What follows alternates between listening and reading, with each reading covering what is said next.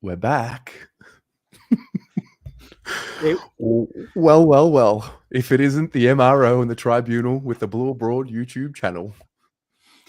It's probably our fault that they didn't get off Acres because we didn't do a stream. So we're technically 1-1 for streams. We are technically 1-1. Hello, everybody. It's 5 p.m. It's Tuesday, the 11th of April, and we are here to hang out and follow the Harry McKay appeal at the Tribunal tonight. So for those who were not here for the last time we did this stream, we'll just refresh your memory. We basically just hung out and did the same thing for the Patrick Cripps Tribunal appeal, then the appeal of the decision. Listen, we're just going to follow the tweets. A lot of us are going to be refreshing Twitter anyway for the updates. So we thought we'd come here, hang out, just talk a load of rubbish while we do this. I'm hoping it's not a 4.5 hour stream again. Let's be honest. I don't think we need to go that far for this. It's pretty rudimentary, isn't it? But we will. We will. Well, I mean, honestly, we're somewhere between genius and stupid for doing a stream based on writing on a screen. But I mean, this is the labor that we put in. And my granddad used to say the only difference between an idiot and a hero is the result. So I suppose time will tell if this is genius. Yeah, I feel a little differently to this one. I feel like if he gets off, we won't be as excited. Not that it's not exciting, but like I believe he should get off. I believe medium impact is preposterous, but I feel like if he doesn't get off, there could be real anarchy in this stream. Bizarre medium grade for that. I mean, there is rumours circulating on Big Footy, however you want to, how reliable that source is, I don't know. But there is rumours on the north that Shizel is quite high up, that it wasn't hard and has been pretty much complimentary, that he was surprised it was reported. So take that with a grain of salt. That's Big Footy. Don't shoot me. Pom's just relaying information. But hopefully it does. Hopefully it gets that off. I mean, then we were confident with the Cripper one. I'd say that that's a lot more borderline grey area than this one, to be fair. Do you know what I mean? So, but it is the AFL, isn't it? Let's be honest. And I am not quite sure what they do anymore. So, yeah.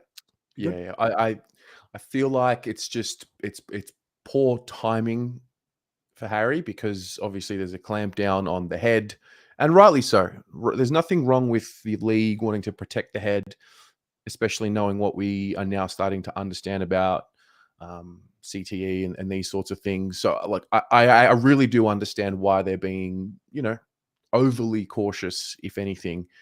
But at the end of the day, like, God, if this is worth a week, then it's going to be a very interesting season for any collision, really. Yeah, and Faz nails it. This has been my thinking. The big issue you've got is Paddy McCartin.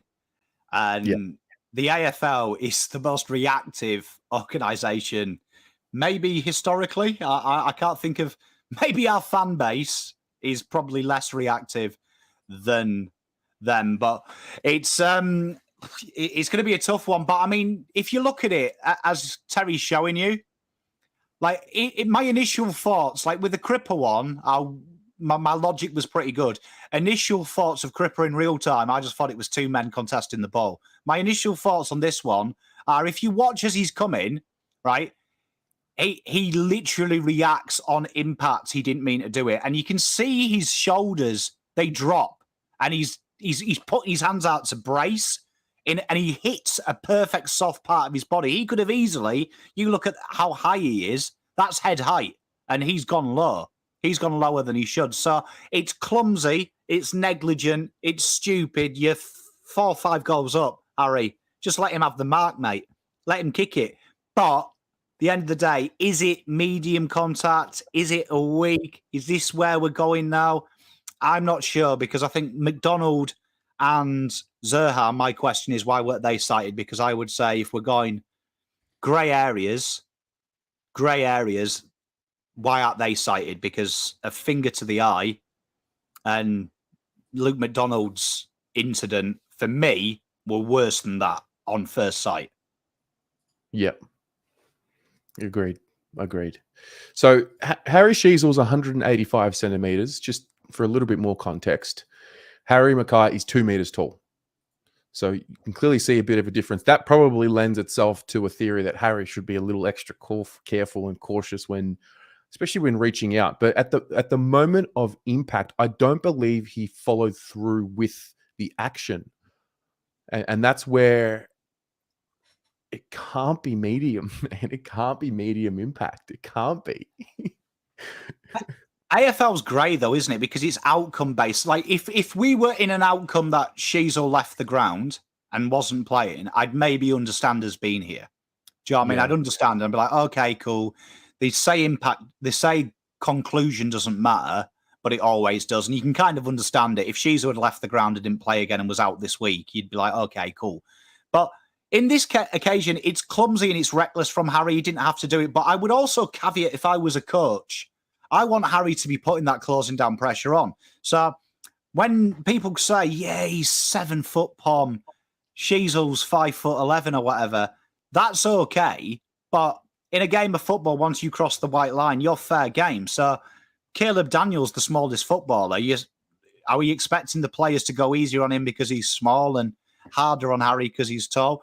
You can't kill their instincts. And I think, really, if we're logical, Sheezel versus Harry, I don't care how brave and how strong Sheezel is, he's dying if Harry deliberately goes and tries to do it maliciously. He's dead. Do you know what I mean? There's weight classes in fighting for a reason. So for me, it's not nice and it's probably clumsy. And if Harry had his time again, he probably wouldn't do it. But Harry strikes me as the kind of guy who bangs his head getting out of a car. Very true. Very true. That was good. That was very good. So we're basically going to follow David Zeta and his thread around. This is the guy that said he didn't know who we were on the draft night, from memory. But he has told us now that McKay is facing a charge of careless conduct with medium impact, and Carlton is arguing that this was a push and not a strike. Interesting. It looks push-based. I mean, honestly, my wife hit me harder in my honeymoon night. I'm going to be totally honest. I'm not quite sure what's going on here, to be honest. Like, I don't think, even if you slow it down, you know, when you look at some things, when you slow it down and they get worse, like the Patrick one is a perfect example. You slow that down, and the more you watch it, the worse it looks. Correct. This slowed down quick with music. You see it 155 times a game. Correct. No, it's true. I'm going to stop sharing just in case YouTube wants to get funny with copyright. But we will give updates regularly throughout this. We don't have any other new tweets at this stage. We'll get there once they come through. Maybe we should talk a bit about today and other bits and pieces of news. I'll tell you what today's been. Today has been a real challenge of time management. Good God knows when the preview was going to come out for this week. I got mine done really early this morning. Pom, maybe you want to share a little bit about what happened with your preview. I did mine, and as usual, we pick on some players, tell them how important they are, and we may have picked on Doc this week, just as how his role for Carlton with Walsh coming in is really interesting, and is the icing and the sprinkles on the cake now.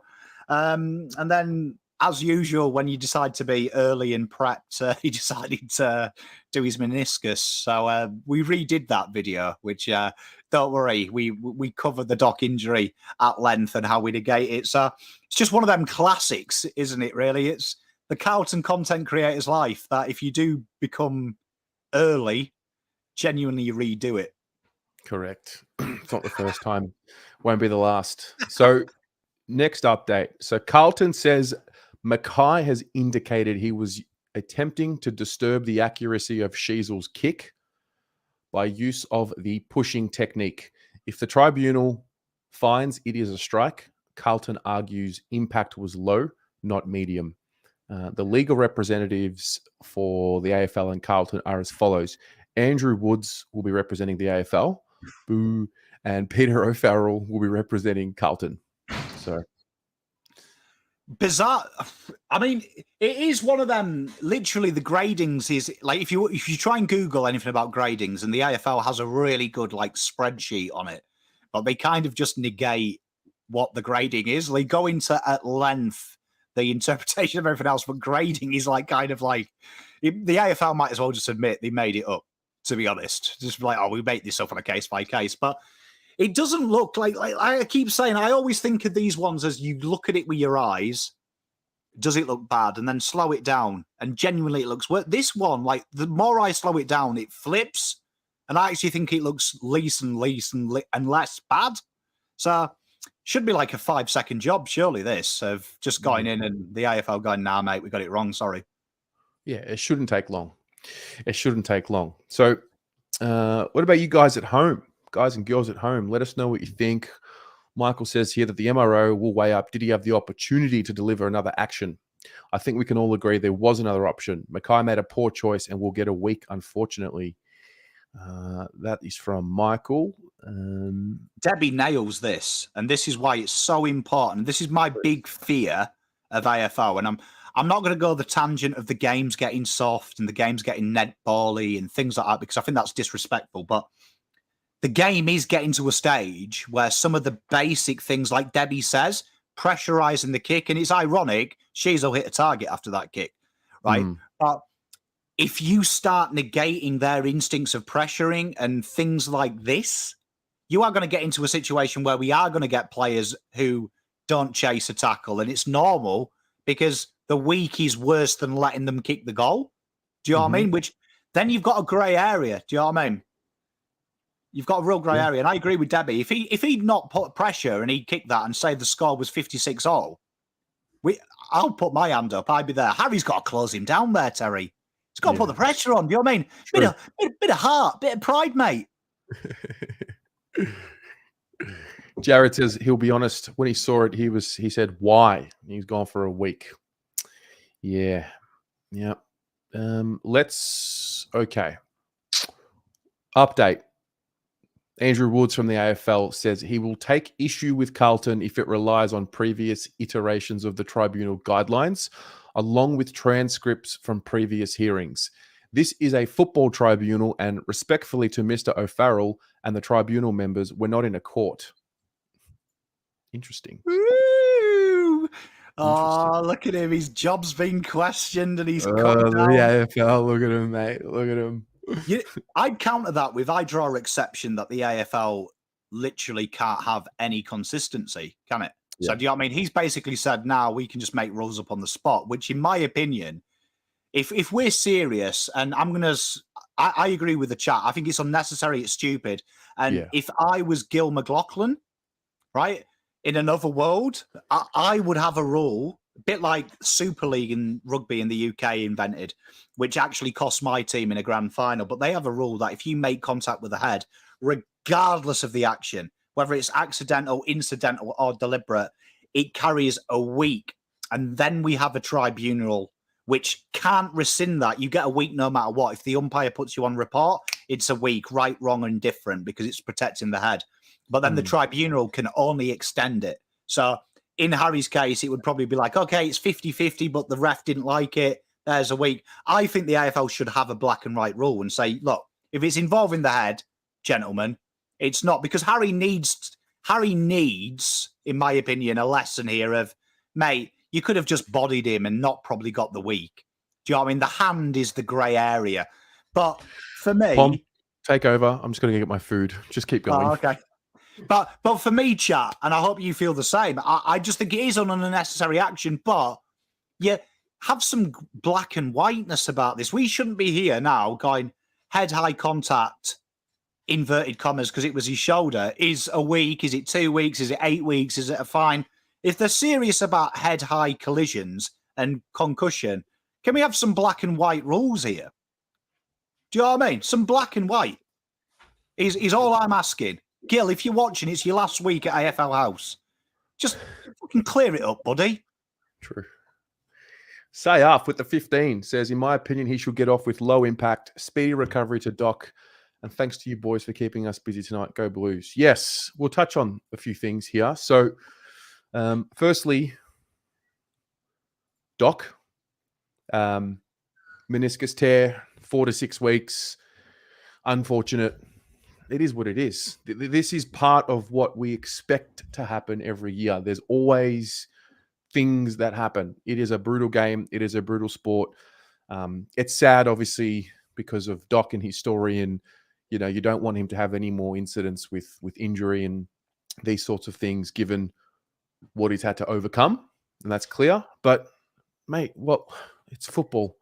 It's welcome. It happens. I don't think we can afford to get too flustered by it. He's going to be back for the season. It is a small tear, so it's a 4 to 6 weeker. And we have to move on. We have to. Congratulations, Terry, for delaying this for 15 minutes as well. We nearly got out of it. We didn't have to talk about Doc. Mate, it's shit. It's shit, let's be honest. It's heartbreaking. But to give you a sneak preview of the video that will never, ever make air because of Carlton's injuries, I'm a big believer that when you look at when Walsh comes in, a lot of players have been playing half jobs in absence of Walsh because he's a hard guy to beat. Doc is very important from a leadership point of view, but I think Doc's role in that defence, particularly having a world record, it needs to be remembered. 5 goals won from kick-ins. Carlton now 5th best side D50 score generation. And them majority, 82% of them points we've scored on that have come from the Saad McGovern combination. It's no longer Doc's the exit, and that's something that Carlton are trying to focus on. You can see because of their difference in ball movement. So I hate it. I wish Doc was there, but like you say, this is a big, tough brute of a sport. We're going to get injuries, and we went and got Chincotta. His job is literally there, just in prop time, break glass of emergency. Bit of an emergency this afternoon. No, Doc. So now the jobs boys is going up for the next 3 weeks with some easy opposition, then 3 weeks with a little bit harder opposition, and being in a position to come back and say, don't worry, mate, we lost you for 6 weeks, but we've gone 5-1, 4-2, whatever it is, and say to him, look, don't worry, we're stable, because the more trust Cripps and Doc have in these boys, and this is a test, happy days, and Doc will be back, and you know what? Doc will kick 2 goals in a final and we'll all be happy. So that's the main thing. Get well soon, Doc. You're a hero, but hero leaves. It's time for a hero to step up. And Mr. Chincotta, you've got the Carlton name. Time to be a hero. I don't know if Chincotta is Italian for hero. I doubt it. Should be. It could be. $2 from Darth Yeros. Doc back near the buys. Not so bad. Boyd back soon. Yes. Absolutely. Also tonight, like the jumper punch is going ahead, 7 p.m. So it's a jam-packed night. We just happen to have an appeal stream as well for those asking. We're here. We're going to be here. I mean, Terry's making out like, nah, we're done in an hour, man. Like, we're going to be here at 3 a.m., lads. Like, Terry's Uber Eats, he's going to be knackered. I got to go get it from the door in a minute. Another update. Oh, God.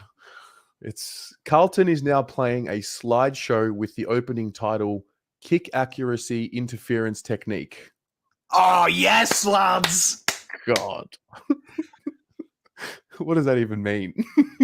I love it, though, because, you know, one thing I like is if you're ever in a situation where you don't agree with a disciplinary, waste time as well. And I like that. They should have got us to do it. We could have produced it. I still don't understand why we can't watch a tribunal. I think it would be fascinating content. Because it's AFL, Terry. Do you know what I mean? We don't even know what we're doing about concussion. We're just finding and suspending people ad hoc. Do you know what I mean? Like, we live in a world that Keziah Pickett can leave his ground as a ball's left and do a move out of WWE in this cranium of a human being.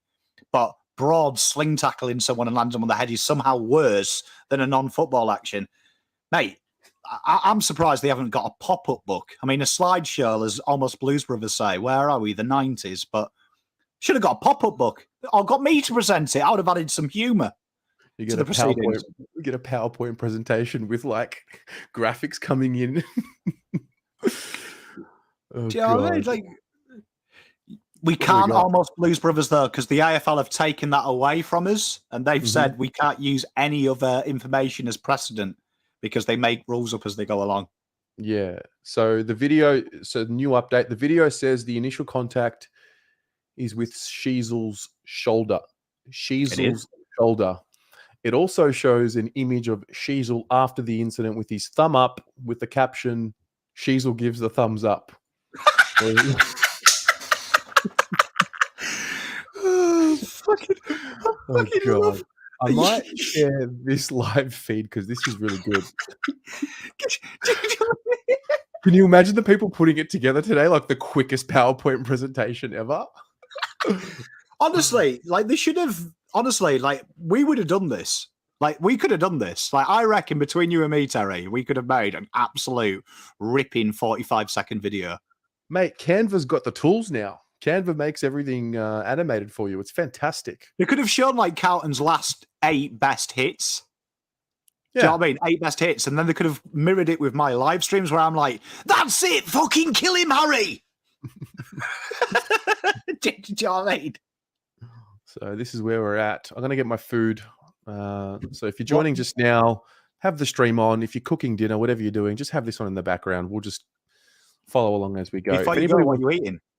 Well, I've got a meat container. Funnily enough, someone mentioned the souvlaki, so I've just got a bunch of meat from the shop down the road. Bunch of meat. Yeah, it's all Bunch of about meat, the mate, protein yeah. at the moment. If anybody wants to join and just hang out, there's the link. Keep me company while Terry eats meat. I'll be back. Meat. Terry there, just, eating meat. I can actually, as we're talking here, Mrs. Pom, you may have seen her hand come on stream. She presented me a lovely cup of tea, but she's currently just next to me cooking. You would be able to see it if we didn't have the green screen. North Seafood Barring. Oh, wait a minute. I can bring up comments. I've got power. Making pasta. Is it homemade pasta or is it shop bought? Is it shop bought? Oh, Christian, have you gone full hog, mate? Full hog.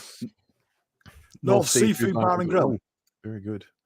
Yorkshire tea. Sayaf? It is. Sayaf, are you there? Can't see him. It is Yorkshire. You know that I didn't add that to the stream because the fact that they've got no camera on and their username is ball screams troll. Yeah. Does anybody care if I eat while we do this? Like, that's acceptable, right? Mate, I do it on live streams. Don't care. Yeah, I'm starving, man. Absolutely starving. Oh, Christian homemade pasta, mate. It is Yorkshire tea, yeah. I did try and show you it, but if I tip my cup anymore, it'll go on the computer and we'll be electrified. But it is a Yorkshire tea made by an Aussie. All right. I don't believe Terry would have eaten with a knife and fork if he wasn't on stream. I reckon he was just getting his hands in there.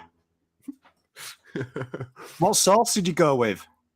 No. So I literally just got a container of meat, and I've got hummus and thing in the fridge. But like, I just want to eat something because I'm starving. You've got hummus. I love the way you said it. Hummus, mate. Hummus. Yeah, hummus. This could be a great game here, but I'm learning to pronounce words a bit differently with his silent H's. We've got Harry McKay will now give evidence. Well, this would be great. You know, there's got to be a way. They should have done a character thing. So you know what? Like when Harry came in, he trips over the stairs. Harry comes in, sits down on a chair, and breaks the chair. Like gone with the whole route that Harry is just massively clumsy. Mm-hmm. That's what they should have done. Can't help it. Look at him. Walking disaster. It's like Harry should probably speak a little less in this regard. But I'm telling you, honest.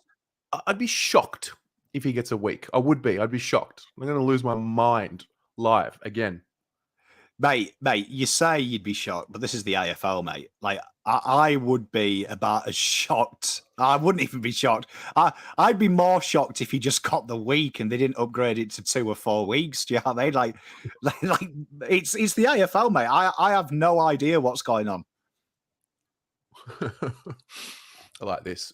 He's going to bring in Ben and say it was actually him, not me, so I can't be charged for this. Genius. That's very good. Very good. Well, I wish, I wish I had enough contacts at Carlton to get my hands on the spreadsheet. Yeah. Because I reckon that slideshow is a work of art. Can you imagine? I feel like it's just all white, no color, Times New Roman. Mate, it's shitty clip arts as well. Do you know what I mean? Like, I can imagine that bit. They've got the still of Sheasel going like that, and then they put just a text box saying, all okay, mate. And then they've got one of them little clip arts of like a little bear going friends. I reckon it's proper cringe. I wish we could see it. They show a photo of the two of them shaking hands after the game, saying everything's fine, guys. Oh, mate. I reckon it's like at school as well. Do you remember when the teacher used to bring out the projector and he couldn't quite work out how to connect it to his laptop? So you wasted 10 minutes of him not being able to shift the source output. Mm-hmm. Quality scenes. Quality.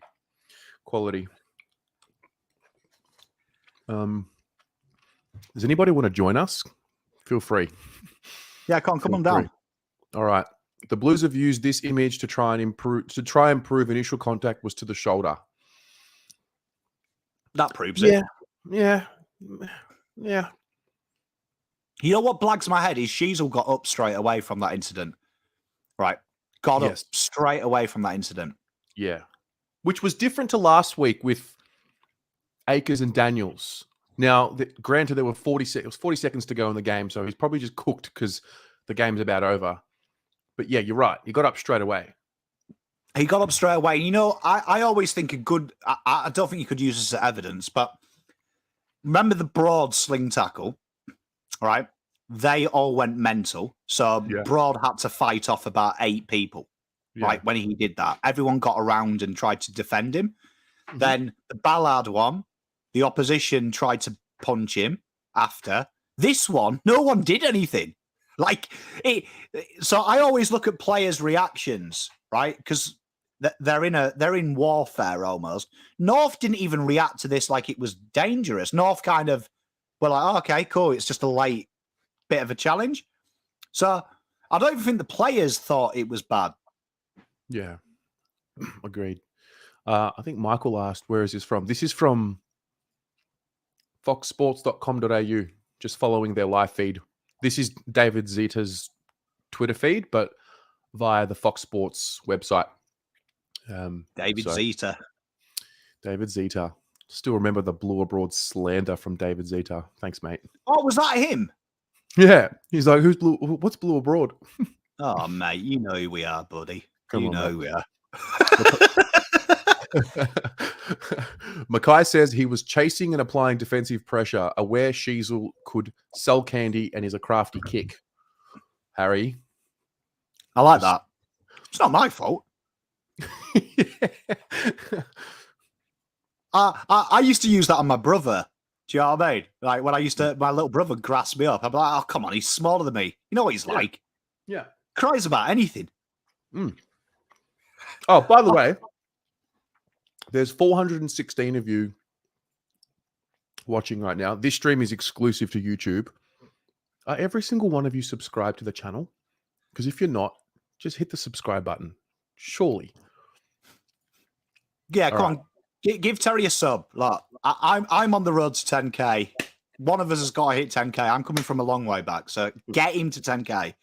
Takes 5 seconds. You scroll down. Big red thing says subscribe. You click it. And in a blink of an eye, you subscribe to this wonderful content where you get to see us every day, almost. Daily uploads, almost. Yeah. Harry McKay. With my right arm, I'm trying to hit Sheasel's left arm to impact the direction of his kick and to apply pressure to that kick. I recall making initial contact with his left shoulder. Good, Harry. Reading off the script. Love to see it. You know what worries me is, do you remember Harry when he did that interview and he was like really honest about finals and people hated him for it? I get the feeling that Harry's just too honest. Mm-hmm. Do you know what I mean? Like just one of them people that just speaks. It'd be quality, wouldn't it? Where if he just gone like full honest guy. To be honest, I was getting sick of this little guy. Just 32 touches at this point. just completely taking the piss. So I thought, you know what? Let's knock him into next week. Let him know the IFL, what the IFL's about. Like, just came out and was just totally honest. I wonder if they'll bring Sheasel into the hearing and if he'll give evidence. I hope so, because I love a bit of Sheasel. He seems like, you see, for me, I think Sheasel, his reaction told me everything. Like, they were quite pally-pally, and it was kind of like, the impression I got on the live stream, I remember saying it, he was looking at Harry like saying, good dig, mate, good knock. Like, I think Sheasel, from when he was at juniors, he loves a rough and tumble, that guy. So I think he would have really appreciated that almost coming of age, really, for him, that he was being taken serious. Yeah. So Harry says, I recall making initial contact with his left shoulder. My left arm is out of the way. It's more of a balance thing and more of a habit, but at no stage makes any contact with Harry. Harry, stop. It's more of a habit. There was this one time, Ben ate the last chocolate egg. He was doing so well. That would be quality. There was this one time, you know. No, I do it every week. It's fine. Ask Ben. Ben used to steal my chocolates. Just used to lever him. Yeah, quality. Absolute brilliant from Harry. I love it. Harry, just that's it. Just no need to say anything else. Yeah. That's enough. That's enough, Harry. Thanks, Harry. I wish we could watch the Tribunal, and as Harry said that, I've just got the impression the lawyer's like that. Oh God. No. Trying to kick him under the table. Harry, shut. Also, I'm really curious to see, we'll get a photo, I think, at the end. I want to see the type of tie he's wearing and the type of knot that he has. Because far too often I see people not having the full Windsor knot, and I think it plays a big part as to their appearance. What's a bizarre? It's not bizarre. What a bizarre thing to look for, Terry. No, I'm dead serious. When I used to go to court and represent clients, many times I'd go to court and people would just rock up in their trackies and whatever, and I'd be like, "You're not doing that. You're going to wear a suit. You're going to have a full Windsor knot, and it's going to be done properly." It's the little things, mate. Are you a double Windsor knot boy or a single? Double, mate. What is this? Mate, yeah, that's it, man. I want a big, thick knot. Correct. Nice triangle. Yes, correct. You know what pisses me off, and I see this a lot corporately, is idiots who can't work out to get the fat and the little bit the right size. Like, it should be a little gap like that. Like, and the amount of times I see the little bit, like, massively, and they've tucked it into the shirt, and I'm like, how can you not tie a tie, man? Like what kind of parents did you have? It's the little things. The amount of times I went into the bathroom to fix a tie at the magistrate's court. I can't wait to see Harry, and he's done like a real half-arse knot. It's like about that big. Like down here, yeah. You know, one colour up, one colour down. He's going to get the week, and Terry's going to be like, "There it is, there it is." That's why I'm telling you, man. Everything counts. Every little thing counts. He's on enough money. Skinny knot shows you don't care. Correct, mate. He's on enough money to have a really nice suit. To be fair, like I'd expect he's looking schmick. The meat's good. The meat is good, but I'm going to need to put it down shortly because, yeah. I wonder how he's done it. I wonder if he's actually gone in with like a white suit. I'd like him to be a bit creative. Go white suit, flash suit, big boy suit, black suit, white shirt, freshly dry cleaned, black tie, full Windsor knot. Stephen with the 15 says, Pom, on a theoretical ladder, where would you position Carlton based on coaching capability and game style? Great question.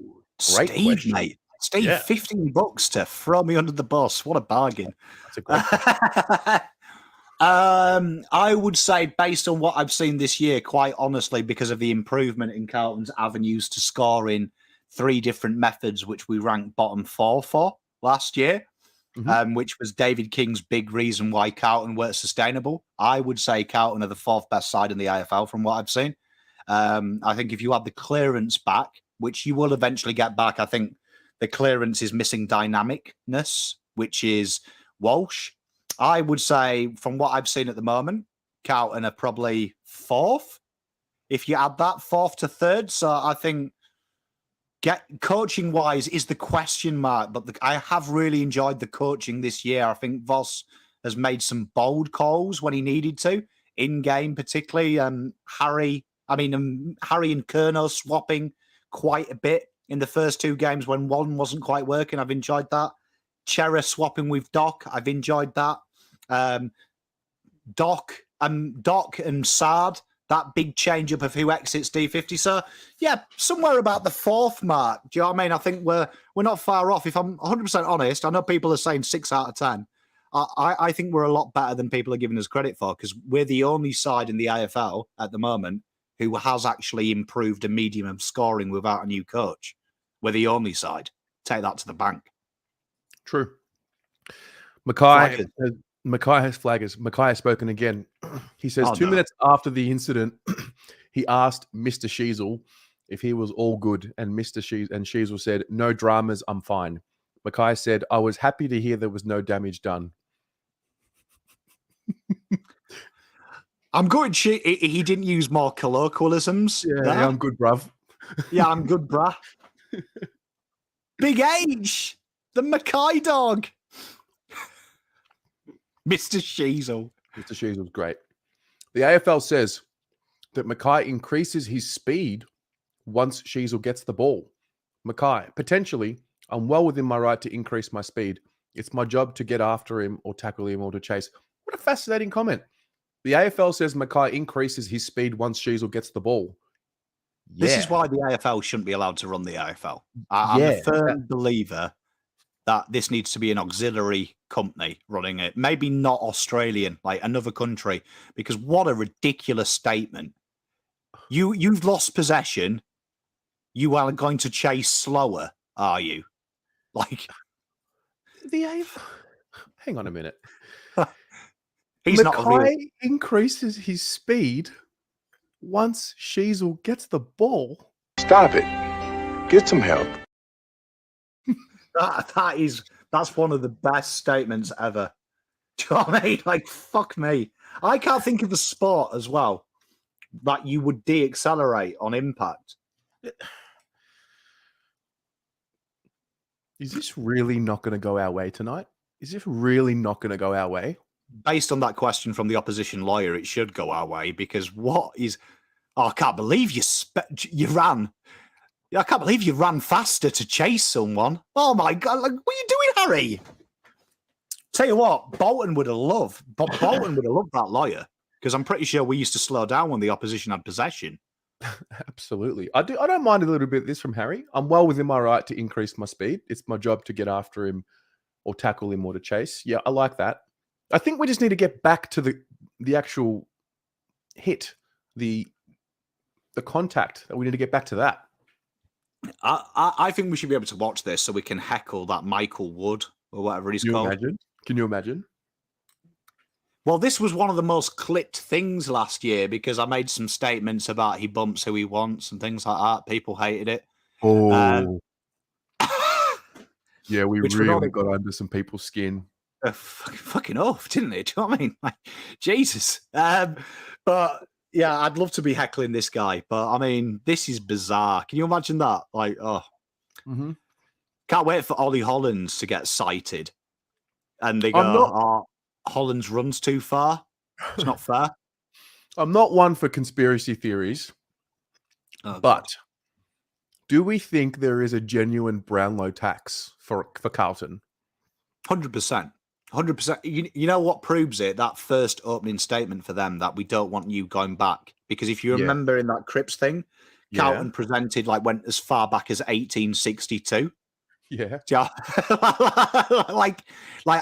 I would say 100%. This is no conspiracy theory. If I was the AFL as well, I'd want us to punish Carlton as much as we could because they didn't make us look foolish.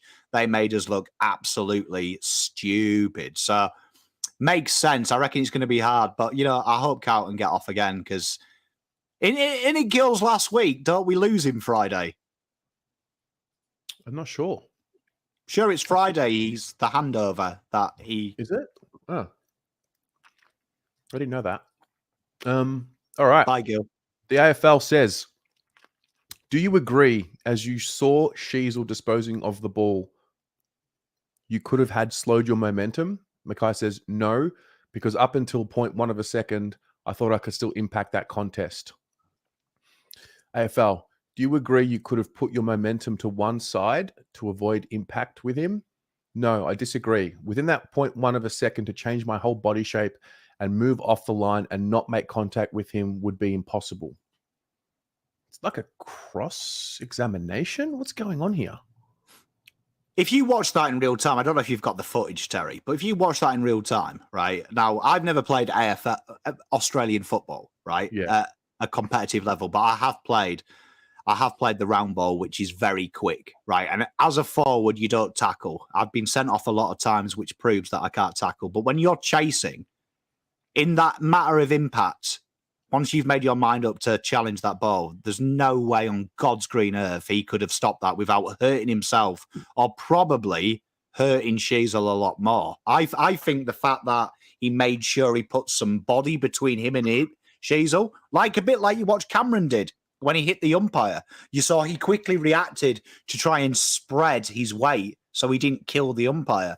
I think he's done more than enough, in my opinion, to do it because he could have cleaned him out if he wanted to. These are fascinating questions here. So again, the AFL, do you agree you could have opened your arms rather than raising them in the manner that you did? No, my only real option was to stretch my arms to hit his body, and using my forearm gives me more surface area to hit his body. Oh, Harry. See? Just what I said. You've got to, if you're not going to try and hurt someone, you try and spread the load out. Correct. Also, why is there no acknowledgement to the fact that he did try to lessen the impact as much as he possibly could? Like he had committed to the action of pushing and then clearly flails his arms back to reduce that impact. Mate, and if you watch his arms going like that, they go downwards. Mm-hmm. Right? They go downwards. Right? Now, great example of how inertia works, right? On impact. Remember when we talked about how it was ridiculous to say Hollands was too weak to play AFL, and we did that little science experiment on this show.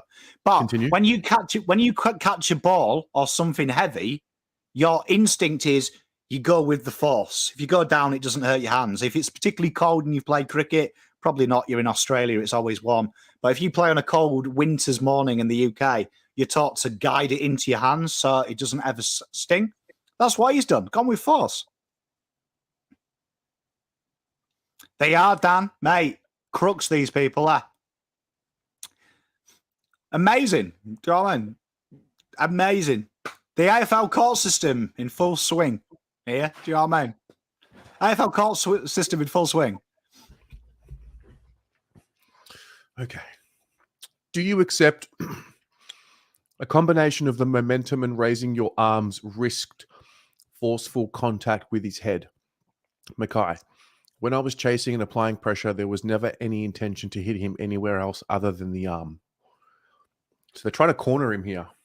They're trying to trip him over. But I mean, you know what annoys me about this? And I've watched round ball tribunals because we can watch them in the UK. You can listen to them in our version of NRL Super League. Genuinely, they don't ask questions. You can tell that this lawyer here has never played sport. Like, I guarantee you right now, his ma used to always write them notes saying he's had the sniffles this week, he can't swim, or something like that. Do you know what I mean? Like, what a ridiculous statement to say. Like, look how quick he goes. Harry's fairly quick, man. It's fairly just becoming more and more of a grey area because how many actions could be deemed risky and how many actions could be deemed to be risky in the sense of generating force to a head. AFL, do you agree you put your arms in the air because you realized you'd been careless and could have really hurt the player? McKay, I was remorseful about giving away a potential free kick, which would hurt our team and which ended up happening. Great answer. Great answer. Wow, they're really trying to get him. Well done, Harry. Well done.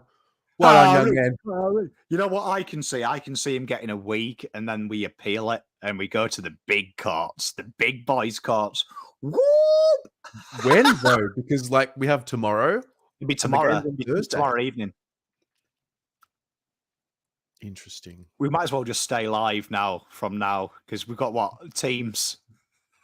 Like, we just do a big 24-hour get Harry off stream. Yeah.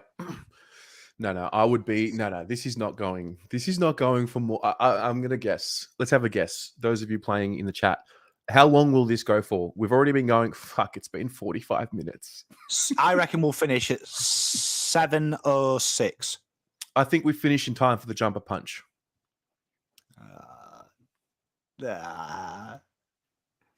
Terry's the king of wishful thinking, isn't he? Hey, for a man who's done this a long time, Terry, you've still got hope, which is what endears me to you. There's still hope there. It hasn't been killed. I also don't exactly know when it comes to YouTube. Can you be streaming live while also premiering a video? I'm going to find out. I was going to say, you're going to find out, mate. I tell you. We could do a reaction to the Jumper Punch live. We could watch the Jumper Punch live and do a watch along. Forever, 35 minutes more. Another 45. Petra says 30 minutes. Okay. Sebastian's is the best. Anywhere between 20 minutes and 11 p.m. tonight. Yeah. Mate, you've nailed that, bro.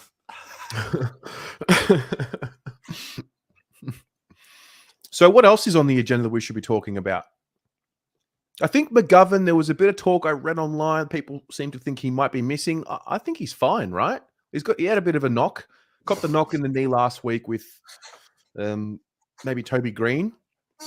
Obviously got the corky on the weekend, but from what I read, he's fine. I don't think anyone's talking about it. Voss took the pina colada, didn't he? Taking off his star boy with 20 minutes to go. I think he's fine. I think Big Mitch is coming to tear the Crows apart. I mean, big game for Mitch as well. Big game for Mr. Mitch, back at his old stomping ground. Technically, based on the last 4 rounds, probably the premier intercept defender in the comp, dare I say it. Yeah, well, I mean, we're going to need his kicking at a ground like Adelaide Oval. You can really open that ground up with great kicking. Well, most grounds you can, let's be honest. Oh, I think he's a vital cog. I don't think this... I mean, it was the perfect time, do you know what I mean, to be fair? If you think about it actually logically, it was the perfect time for Carlton to tell you that he was out this week because basically Doc's so loved. Do you know what I mean? Probably only Cripps and Walsh could be worse news for Carlton fans. Yeah. So it was the perfect opportunity, I thought, just to drop it in, go, Doc's out for 6 weeks. Oh, by the way, Walsh isn't ready and neither is Mitch McGovern. It was the perfect piggyback thing. So, I think we'll be fine, man. Mm-hmm. Ryan and Melissa Brooks. I heard Dow is the sub. Who told you this? It's all right. On Twitter, there was a few comments that why don't we put Dow at halfback? It's changed my life, just so you know. Dow at halfback, can you imagine it? Let's redevelop him. Let's redevelop him as a marauding halfback. Do you know what I mean? Round 5. Brilliant. My next question is, what is the tweet if Harry gets off? Because I remember the Cripps appeal and tweeting he bumps who he wants. I've never received feedback like I did that night because I don't usually poke the bear with opposition supporters. Backlash from that. And when he gets off tonight, I don't know what I'm going to say. So let us know. He clotheslines who he wants. What's the tweet? He clotheslines who he wants. He pushes who he wants. He hits who he wants. Yeah, I like it. You're like, sure. You know what? Just on opposition fans, right? I've been like genuinely, I think, as a Carlton biased person, I think I'm quite fair to the opposition. I only prod them during the game. Yeah. But I think I'm a pretty humble winner and loser. I could be totally missed the mark and I could be the biggest tit in the world. But this is just my personal opinion.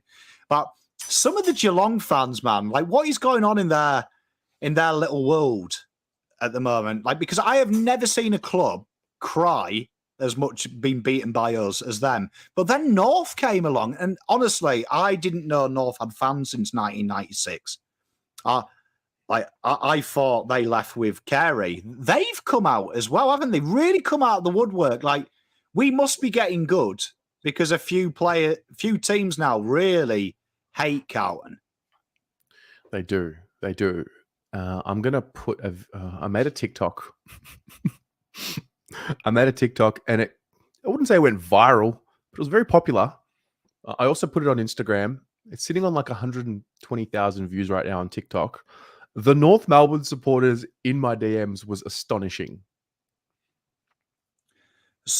Honestly, I'll cop shit off any club. Like, I didn't really mind copping shit off Geelong. I got it. Like, you've won a flag, you lost to Carlton. Times are hard, but like honestly, North. Like, I went back and they were talking about the free kicks. And, you know, if Carlton had conceded that many free kicks, my question would have been, why are we so unprofessional? Mm-hmm. Theirs was like, you know, as if headbutting someone is fine. North's like, that free kick to Charlie was a disgrace. And I'm like, you literally slammed him into the ground and the ball was nowhere near him. Like, it's the clearest free kick I've ever seen in my life. It's true. So, in its submitted evidence, Carlton showed Harry McKay using the potentially patented kick accuracy interference technique on Jack Zeeber with no issue. Oh God, is this happening? Is this real? Well, I mean, there will be probably some kind of manual somewhere of the correct interference for a kick. I get the impression it's one of them manuals from the 70s. Do you know what I mean? Like, it's like a little glossy magazine, and they haven't even scanned the pictures in. They've just taken pictures with the phone. Found the tweet. Tweet is, he kick accuracy interference techniques who he wants. I think that's the tweet. You just got to call it Kate. He Kates who he wants. He Kates who he wants. Oh, yeah. And those who know. Do you know what I mean? That's genius. Do you know what I mean? that's quality. That's going to be my new thing. If my wife ever tells me off, I'll just be like, that's pure Kate, babe. Yeah. It's official doctrine. Absolutely. Joe, this whole channel is a parody. That's what this is. It's a parody of a Carlton supporter, Carlton supporters. We're either going towards an actual premiership or it's just going to be one of the greatest anticlimaxes of content history. It's going to be, I mean, to be fair, like I think the stream last year, that was like, 4 or 5 hours. It's a great example of nuffery, but also passion for your club. Right? Do you know what I mean? It depends what side of the fence you are. If you're probably a Collingwood fan, just shows you're a pure nuff. But I think if you're a Carlton fan, it shows there's true love and passion for it. So it's amazing, isn't it, really? Yeah. The AFL. It's the action of his arms combined with his momentum that wasn't reasonable in the circumstances. Mate, have you played the game? Have you played this game? This guy is a complete knob. Welcome, Kyle. But do you know what I mean? let's just get to the point where we actually agree there was contact. No, I don't think that's in question. Contact happened. It was careless, fair, clumsy, careless. I can see why it's categorized that way. Why are we talking about anything other than the impact? Because what they're trying to do is they're trying to trip him up. So if they can get some intent in there, it makes it a little bit easier. Do you know what I mean? To negate. I reckon what this tells me is they know the grading's too high. So they're trying to get him somewhere else to offset it, because there's no way on God's green earth if that's medium, shit. I'd hate to see what severe is. Do you know what I mean? Like, if they're the scales. Also, big shout out to Crispy. He's in chat. I've got to say, I watched you two last night, and I'm going to be a bit of a hypocrite here. I don't often watch a Monday show unless I'm on it, because I'm a bad man. But I did tune in yesterday, and I actually thought it was very educational. I love Crispy. I'm a big fan of his because I'm a FIFA buff, and he's taught me everything I know about FIFA. But I also enjoyed learning about what it's like to be a member of the AFL community with a disability, and seeing it through them eyes as well, through a guy that you respect and trust. So, fabulous show from you two yesterday. Terry, you were a genius as always. And I like Crispy. Something about him, isn't there? Yeah. He's a gem. Cripsy is a gem. And he's got a great surname. Good surname. Do you know what I mean? Surname, I like the beard as well, because I don't think there's anyone on the Blue Abroad channel, maybe with the exception of Paolo, because I think of his Italianness, can grow a beard. So it was actually good to see someone guaranteed to have passed the puberty test on the show, to be fair. Theme Parks Australia. Because strikes are automatically medium impact or higher. If Carlton can argue it was a bump and not a strike, then the impact grading should go down as well. It's an interesting one. Here we go. Woods / the AFL.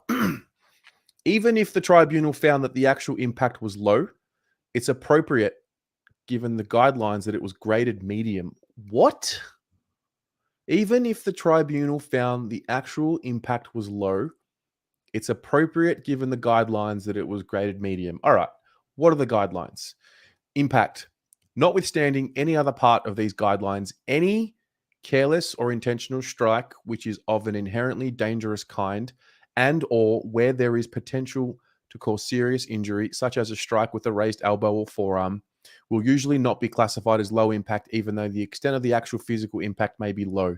Such strikes will usually be classified at a higher level, commensurate with the nature and extent of the risk of serious injury involved. Strong consideration will also be given to the distance the incident occurs from the ball and the expectation of contact of the victim player.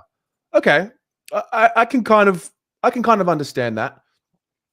So the onus is to grade it as medium, and then the onus is on us to argue it down to low, even if the tribunal found that the impact was low. But the thing is, if the tribunal does find that the impact is low, it's not going to be a week, right? Well, no, because basically the next step is a fine. But I mean, I'd be countering that. Why aren't we at this situation then 67 times a game? Correct. Because I don't reckon it would take me too long to watch three get. I mean, it happened, actually. We called it on the watch-along. It should have been 50. That Doc got the kick and they ran straight through him after he kicked it. We got the free kick for it. But that was two normal-sized players on each other, two even-sized players. I mean, not normal. But there it is. Do you know what I mean? How come that wasn't reported then? Because potentially that had issue to cause incident. I think it's worse. He made contact as the kicking action took place. What about the kicking actions that we see where people just do it because they're pissed off and the kick's already gone? Toby Green does that 60 times a game. What about the fend off to Adam Chera's face? What about that? Like, where does it just we're getting more grey and grey with our definitions. You know what? And I'd love to sit down with Gil, but because this is not black and white, right? And I don't want to be exaggerating, but this is my true humble belief. If you haven't got clear guidelines on what is safe and what's not, that is how you cause fatalities. That's how you'll kill someone. At the moment, if you're a player, am I chasing you? Am I bumping you? Am I allowed to enact the kicking action? Am I allowed to sling tackle you? We saw that against Geelong yesterday. There was a couple of slingshot tackles. One was reported, one wasn't. If you don't have clear areas, what happens? People manipulate them. Carlton manipulated the black and white last year to get Cripps off. They've closed that loophole. When it's like this, you're always going to get people that push the boundaries. And when you play elite level sport, golf is one of the most over officiated sports in the world. We actually have a charter of gentlemanly conduct. So they try and dissuade you from manipulating the rules. Every rule on the tour is manipulated.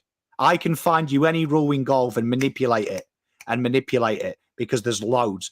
If you don't black and white it, people cheat because they push it. And this is my fear, that if you're saying, okay, Harry can't go high on someone because he's big, but you can go high on Ginnivan if you're a medium-sized defender, you are ended going to kill someone. We saw that last year, Ginnivan, when they adapted the rule, it wasn't black and white.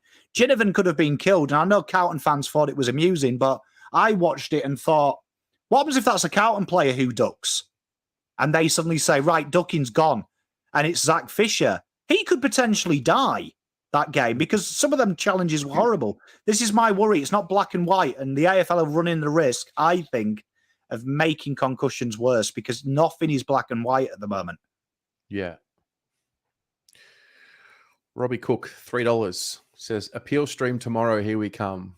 No way. There's no way. Terry says no way, but I guarantee you at the end of this show, he's texting me and going, 6 o'clock tomorrow, Pom, yeah? I really do. It's an hour. It's an hour. And I thought this would be the longest it would go. Terry, you always surprise me with your wishful thinking, and I enjoy it. Never change, please, Terry. Never change. I'll try my best. because my wishful thinking died a long time ago. I tell you, it's nice to have someone just the faith. Oh God! We'll jump on the rest, Ari. We'll hijack it. Yeah, I'm down. I've got Chris Beach in the waiting room. One moment. So O'Farrell, the kick accuracy interference technique is a legitimate technique that's employed when people are in a very fast game with very limited options. The options here did not include the ability to smother or tackle. Hang on.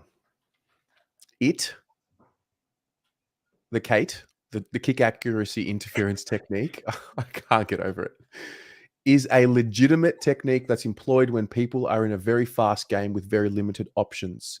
The options here did not include the ability to smother or tackle. Huh? Did they just put words and made a sentence? What? Bro, what are you talking about, man? Is that the AFL lawyer? Yeah. Tell you what, we're talking about Kate. I think he's on a load of ketamine when he's wrote that sentence. That one's for free, that chat. Oh, God. Chris Beach. Hello, mate. How are we, boys? Have you been able to make any more sense of this? I'm trying not to laugh. I've been listening since I've been on my way home, and I'm thinking to myself, how the hell are they putting this together? Like, what the hell? Wow. It's a gift. Yeah. This is interesting. There's 582 of you watching, which is about 170 more than before. Oh, now there's 600. Welcome if you've just joined in the last 30 minutes. We asked the question earlier. I'm going to ask it again. If you are watching this and you are not subscribed, please hit the subscribe button. It'll help tremendously. If this channel has ever entertained you, even for 1 second, the only thing I ask is for a subscribe. Just hit the button. You get a notification every time we get a video that comes out. Thank you. Beachy, what else? What else is on your mind, mate? What's happening? Well, do we know who's actually representing this time around? O'Farrell. O'Farrell. Okay, right. So, okay. So the one question that I'm wondering is, how long is it going to take before we all go nuts like we did last time? I don't know if we're going to be as wild as last time, but we'll see. Another argument here. So this is from our lawyer. This wasn't a strike in the nature of a punch or a round arm swinging motion. McKay is reaching to perform the pushing motion, also known as the kick accuracy interference technique. You know what this reminds me of? You know when you're at work and you get sent on one of them like education courses, and one of the idiots who is producing it uses a very niche word, and you notice for the next 6 weeks that niche word is used in every fucking sentence, and you're like, oh my God. Like, I remember opportunity. Instead of saying we offer you a job, we were told to use the phrase opportunity because it sounds better. And everyone started using it. Do you know what I mean? And it used to do my head in because I'm like, just call it a fucking job, man. Do you know what I mean? Stop saying opportunity. Just say you're hired, right? But it feels like that Kate has become a vibe word at the club, and the club are overusing it. Kick accuracy interference technique is not a phrase that I thought I would be memorizing tonight. There's another surprise.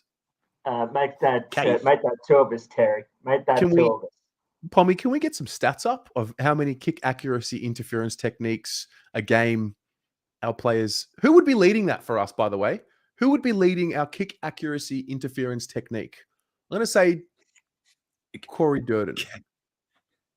You know what? I'm just going to say I'm just going to log in to see if there is. Imagine if there is a stat. There's been a stat there the entire time, right, on Champ Star that we just didn't even fucking know. Imagine it. Interference technique. Let's say, well, there isn't. I can tell you there is nothing. There's nothing. But, I mean, I'd guess if I was a betting man, you know who I'd say would be the best at this? Durden. Yeah. Durden. Harry, yeah, I do. I think this is straying. I think this is steering away from seemingly the most obvious part of tonight, and that is get the grading from medium to low. I came into this thinking that's what we needed to do to be successful tonight. So I don't know. I kind of understand it though, because how the AFL have accused him is they're accusing him of striking or doing something malice, as opposed to doing something that is inherent in a footballer. So I understand from Carlton's point of view, they're going this way to try and explain it to a non-footballer. This is what we do.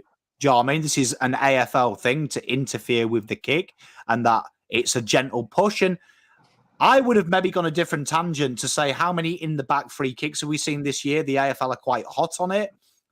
And you see it quite often, the little prod in your spine, just as you're kicking. We see it 1,000 times a game, and a few of them have been pinged recently. I think it makes total sense that. I do feel like, though, that Carlton have been backed into a corner here, because the guy we're dealing with at the moment sounds like I've called one of my mates in England and said, let's talk about football.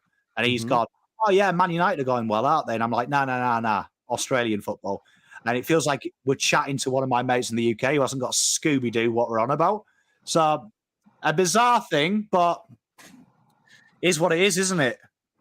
It is what it is. That's for sure. Oh, yeah. I'm going to play the TikTok that I was talking about earlier. Thanks, Terry. Listen, I'm not scared of these guys.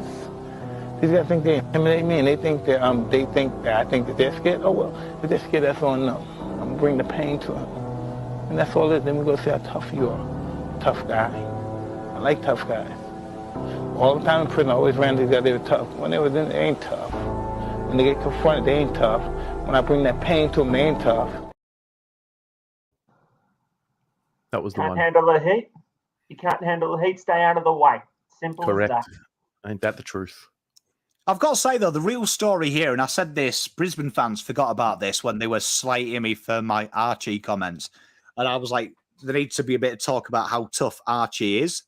Yeah. But because that was balls of steel, standing up to a guy that big. But for me here, Sheasel's only small. 4th game. Tell you what, you would have heard Harry coming because you can hear Harry when you're on the sidelines running about. Heaven knows what it's like him tracking you from behind. Must be scary. He took that like a champ and got up. Like, you know what? We're talking about. I see some of the older guys say the game's gone soft. Tell you what, I'd hate to see what the players were like in the 70s and 80s because that's the definition of bravery to me. That guy took that contact, got straight back up and took his free kick as if nothing had happened. So, you know, fair play to Shees as well in all this. Absolutely. So, Carlton are now pointing to the Charlie Ballard / Matt Welfie case. So these were bans that were downgraded to a fine, saying it is similar in that there was initial contact that slipped upwards. Okay, great. Back on track. This is legit me at work when my boss tells me not to do something and I waste 30 minutes and then do what he's told me not to do. Yeah. So in a meeting, and I love Carlton have been told specifically, don't bring up anything in the past, wasted 1 hour, 20 minutes, and then gone to the past. Right that. We have one of the besties with us. Tori, hello. Hello. I can't stay for long because I'm at work, but I've ran away to come join the stream. This is amazing. Good on you, Tori. I took on some extra work that I shouldn't need to do. To hide in the office so I could come on here. That's genius. Great. That's stressful. Well done. Very well done. Very well done, Tori. Very well done. You. What's your take on this so far? What's your take on this situation? I've heard bits and pieces of what actually has been happening in the tribunal. He better get off. I think he will. I've been very stressed. I go through waves of he'll get off, it'll be fine. I think my big thing is I like that photo of you can clearly tell he hits the shoulder first. Mm-hmm. The man's 2 meters tall. I think that's like, what do you expect him to do in that instance? I think he did everything he could to stop himself in that way without injuring himself further. If he was to twist, he could have injured his knee or done something else, like any other reason that could happen. I'm just stressed. I'm a big Harry fan, as we know. So if I'm going to Adelaide, I leave Thursday morning, nice and early. So if I don't get to watch Harry, I'm not going to be happy. Yeah, I'm really curious to see why there hasn't been a mention. I mean, I think it's pretty clear he did everything he could to prevent a serious injury from happening. Yeah. So, hang on a minute. Oh, there's another bestie. Hello, Jasmina. Hello, Jasmina.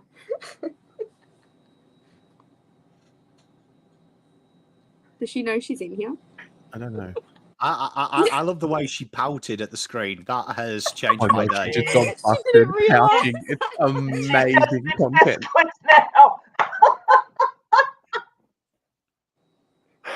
It's amazing, and she's on mute. Jasmina, we're just gonna sort you out for a minute. Unmute yourself, Jazz. But that's the best bit of content on BA. That is fantastic. That is fantastic. That's great. All right, Jasmina, when you're ready, send me a message. Have we had any updates? No. Well, the latest update is that we're showing the Charlie Ballard and Matt Welfie cases, which were bans, suspensions that were downgraded to a fine, and we are arguing that they are similar in that there was initial contact that slipped upwards, which is, I think, what we're going to try and say with what happened with Harry. Somebody asked a question about Doc. I can't remember who it was, but yes, we did cover Doc. We did cover it at the start of the stream an hour and 13 minutes ago. But just to recap, 4 to 6 weeks. It's unfortunate, but I don't think we can afford to let it really get to us too much. You got to move on. So, all right. Jasmina, are you ready? You're on mute. She's still on mute. Unmute yourself. Faz. She has no realization that she's on mute. How you going? We're good, mate. How are you? I'll be listening along. I'm the wife's at work, so I'm on dad duty. Kids are eating dinner. Chucked on some Peppa Pig to do some parenting, so I can jump on here and happy days. What's your take on this whole debacle? Jasmina, you're still on mute. I thought I thought it had been done by now. Look, I think the Paddy McCartan incident, as soon as that happened, I thought, well, he's not getting off because I want to make a statement. But the AFL, they're going around in circles. They're trying to back Harry into a corner, but I feel like they're going to end up backing themselves into a corner, to be honest. Yeah, I'm just waiting for like a punchline coming from our lawyer. You know what? My pop used to say to me whenever you're in trouble, he used to say that the best way sometimes to get off is to say less. Yeah. And I feel like the AFL need to learn that, saying that sometimes you can over-defend yourself.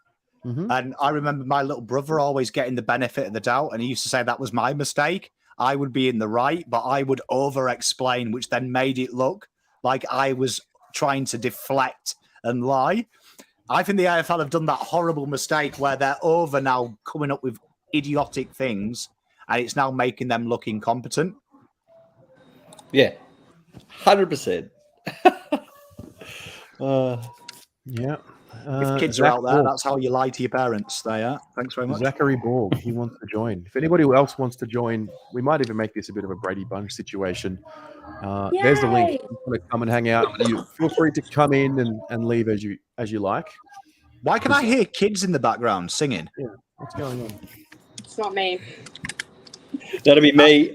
I didn't know if the tablets were wearing off. Nah. I'm told to put. I'll leave you in a minute anyway. I just wanted to pop in and just give you support, let you know I'm here in the background listening. But yeah, I better go. I watch like your and make Port sure. Adelaide shirt. Nah, it's not Port Adelaide. It's Charlotte Hornets. I know. I'm just taking the piss. Oh, good, mate. Can't I pick my teams? Faz, I've got a question. Got a question for all of us. Let's just start thinking about if Harry was not to get off tonight, what would you do for selection? Yeah, I'd probably just. I wouldn't make too many. Like I wouldn't bring Harry Lemmy in, for example. I'd probably just bring a midfielder in, maybe a Jack Martin in, and just play Tom de Koning. If anything, it's going to sound really silly, and I don't want to be misquoted, but it actually makes us look a little bit more balanced if a tall wasn't there. So, you obviously don't want it to be Harry, obviously, but you go Tom de Koning as the full forward in the 20 to 30% ruck time actually makes us really more balanced. So that's what I'd do. Yeah. Tori, yeah. What would you do? I think the same. I think we have enough talls in the team at the moment to kind of shuffle that around. I don't think Lemmy's ready yet either. He has been doing well, but he doesn't have the size, especially in a game where I think it's obviously a big game for us. Just shuffling around those bigger guys. We still have Jack Silvani and Tom de Koning to go forward when needed. And Charlie can handle it on his own, I think. Yeah. I think. All right. I've got something cool to show you. Okay. One moment. Right. O'Farrell from Carlton says, we think Harry McKay is less culpable than Charlie Ballard on Matt Guelphy and Reece Matheson on Keziah Pickett. Both were low impact and he's certainly no worse. Right. Well, that leads us perfectly, right? So this is the impact, right, of Harry. Now, there's got to be context here, right? Harry here is in the middle of a game of football, right? A middle of a game of football. So he is doing a football action. This is Ballard's. As you can see, play had stopped. They started jumper punching each other, and he has swung a right arm. And their argument is Guelphy turns into him and it bounces off his arm and hits him in the head. But there is no way, if you have got any brains or a respecting human being who gives your mum a hug and a kiss when you see her, you can argue that Harry's is worse than that, because Harry had to do what he did. It was a football action. End of the day, Ballard could have just taken the free kick and sucked it up. Do you know what I mean? He was the one who decided to throw the arm. And you look at the reaction of the Essendon players. Players were coming from fullback to remonstrate with Ballard. They were disgusted. 4 referees had to blow their whistles to separate them all. So for me, right, when you look at that, the fact the AFL lawyer has said that Harry's got a responsibility, he's more to blame. You tell me in a football world when your coach says throw a right hook. I've never heard any. Well, my grandfather told me to throw a right hook once, but that was a different story. But in a game of football, a coach isn't going to say, I want you throwing right hooks for banter. It's a good point. It's a good call. It's a really good call because this was a purely an intentional swing. Yeah, so if you actually watch the video, what happens is as well, Ballard lips off and Guelphy goes to face him. And out of nowhere, they're separated. He throws the right and Guelphy reacts by moving. So Guelphy's doing the right thing, protecting himself, and he bounces off his shoulder, hits him in the neck and then the head. So in my opinion, if Ballard's is off, we're allowed to throw right hooks every game as long as it don't hit someone on the temple. Yeah, that's true. The precedent you've set. Yeah. Young Zach. Hey everyone, how you going? We are good, mate. Okay, how are you? I'm good. How are you? About the McKay appeal, Palmer, you're absolutely right. Like, hold on, give me. Oh, he's left me in suspense. Yeah, right, Palmer, so you're absolutely right. If Charlie Ballard could just throw a right punch to the head, so could any other player in the AFL do that. Because if he's going to get away with it, so should McKay get away with that. And I want to when McKay was trying to go for the bump, he couldn't control his body because he's a big bloke and he can't really stop himself because he could have got an injury or something or risk getting an injury. So I don't think he was potentially trying to go for his head. He was just trying to get the shoulder. Thoughts on that, guys? It's a fair point. It's a pretty good call, actually. I mean, Zach's right. He's a big boy. Sheasel's not overly big, but he's still big enough. Yet it's just how it's played out. And unfortunately, as Tommy said, it's a football action, and if you're not allowed to contest the ball, then we might as well not be a contact sport anymore. It's dangerous because, I understand, distilled spot on. There's not going to be a precedent at tribunals. The AFL covered that at the start, but I think what is really important to remember is for a tribunal to work, we can't just keep going to the tribunal all the time, right? And every week we go to the tribunal for 6-7 different reasons, which are covered the week before. So for me, Zach's nailed it. At the end of the day, Harry is a giant trying to stop, right? Playing football, doing a football accident. You tell me where right hooks are in the AFL manual. I'd love to see Gold Coast come out and saying, Carlton have the kicking accuracy, the Kate. We also have the right hook for Bants manual, where we genuinely throw right hooks for laughs. It's mental for me. Yeah. Carlton have argued, another update here, pointing to this line from Ballard's downgrade. So this was given from the MRO, I think he's quoted. Some blows would be a strike if intended to land on the head, but would not be a strike if intended to land on the arm or chest. Very good.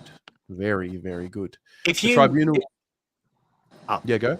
I was going to say, if you actually hear the evidence that Gold Coast presented, their evidence was he intended to physically fend off a potential strike from Guelphy, and they tried to defend that he decided to use his forearm to try and get as much distance away from him, and it was incidental that it hit him in the head. So it was very interesting how they negated it, and a lot of the AFL media didn't like it because from that footage, it's a clear right hook.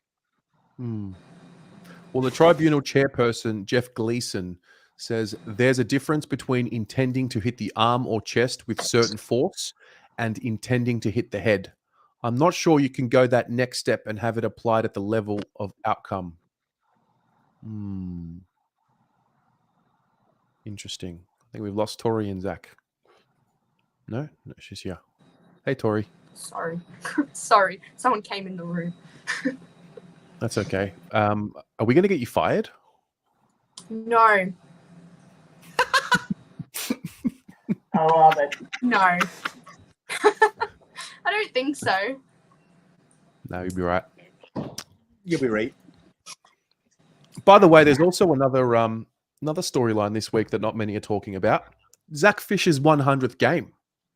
Thank you. What Oh, you wow. talk about it? Been saying this for weeks. It's grown up before our eyes, young fish.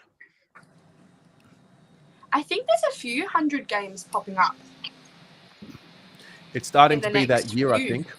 Who's next? Mm. Who else have we got? I There's don't a bit of remember. trivia. Palmer, you'll know this for sure. Sorry, I Right. wasn't listening. I was editing something so we don't get YouTube copyrighted. What was that? Sorry.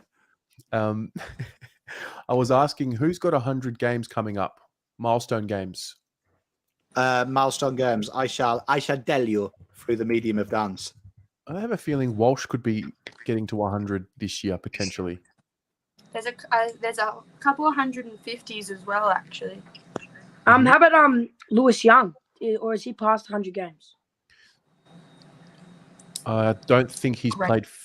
I don't think he's too close yet. Joe, just calm down, mate. We don't need any Zach Fisher slander on the stream. What's with the negativity?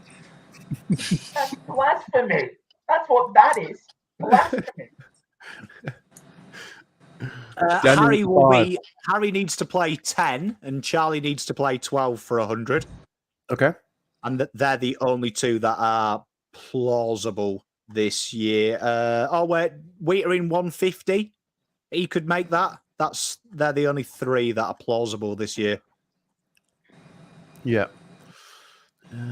McGovern, Hackney. Newman, McKay. Oh, yeah, we said McKay. There you go. They're all starting to really grow up. Wow. That's All right. crazy, isn't it? 100 games. Now I'm starting to really settle in, and now I'm starting to think this is going to be a really long night. What do we got, Tez? Hit us, mate.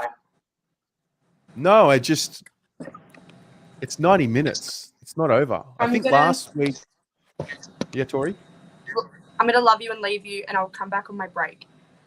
No worries. See you soon. If it's still going. Bye. We love you, Tori. Bye, Tori. Hey, Terry, can I just touch on something real quick? Sure, mate. If McKay doesn't get off, Yeah. we have a lot of options. So this was what I was thinking.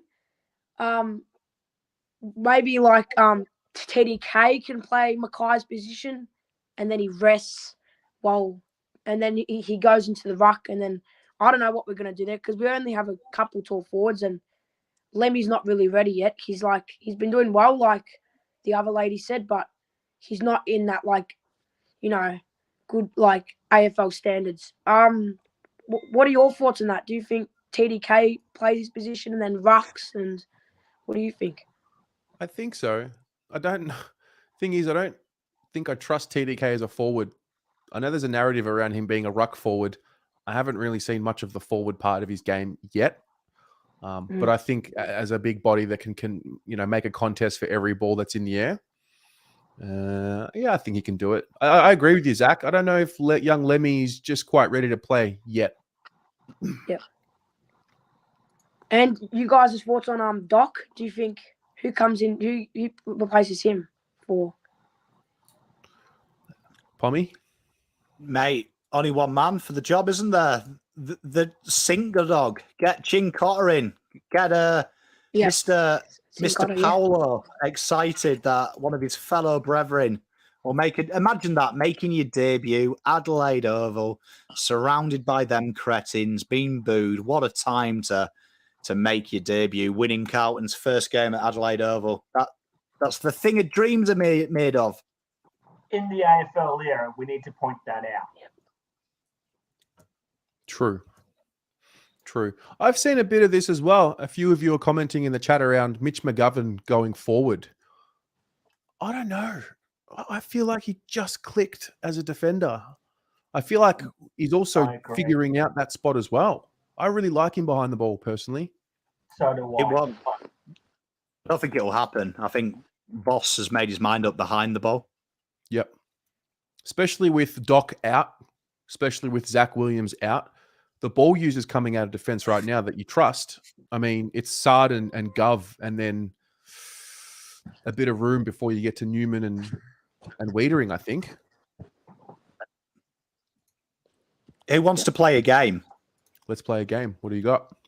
Let's play a game. Right, I'm loading them now. Do you want to play a Here game? we are. Look,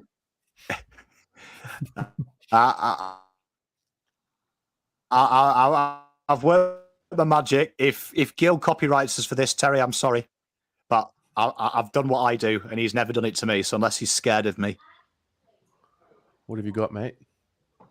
Hold on a sec, guys. right? So we're gonna play a game. How long is the suspension? You ready? So let's play. Okay.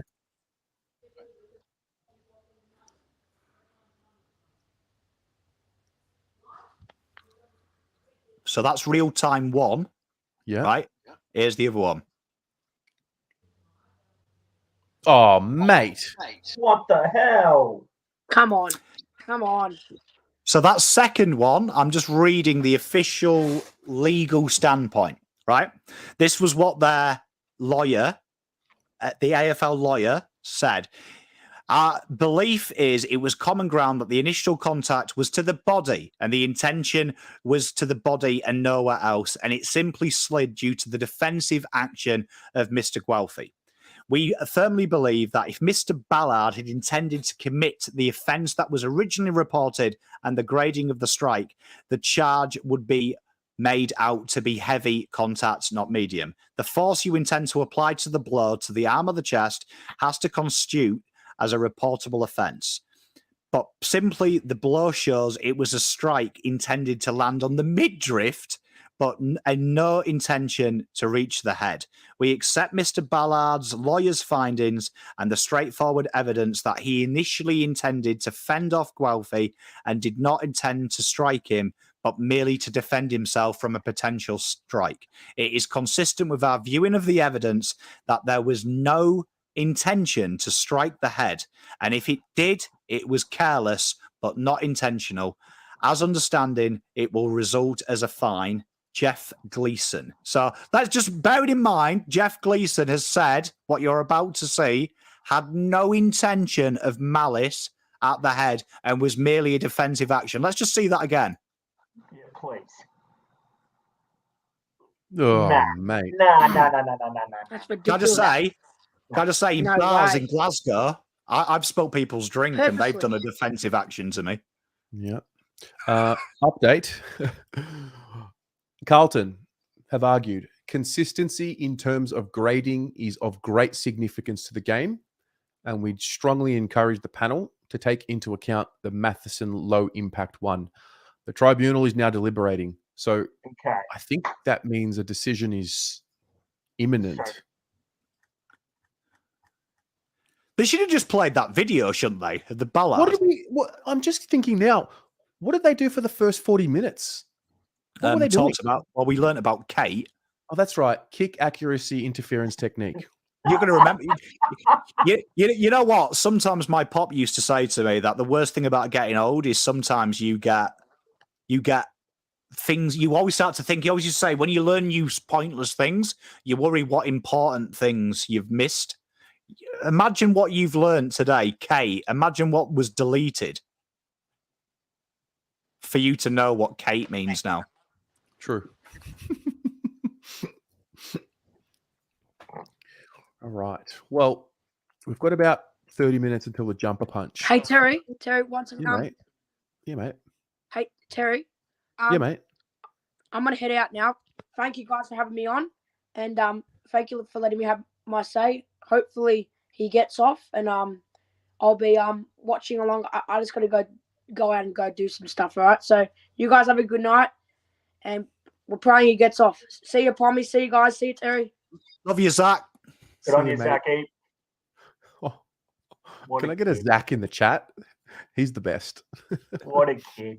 You know what? I just want to do this again. Look, like, just let this sink in. This was downgraded as an incidental contact. Look at him.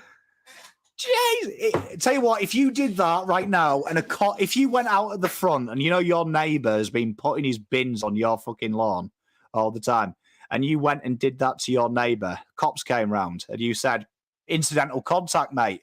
There's no way the cops would go, oh, all right, fair enough. You've been reading the book, haven't you? I've been reading Kate.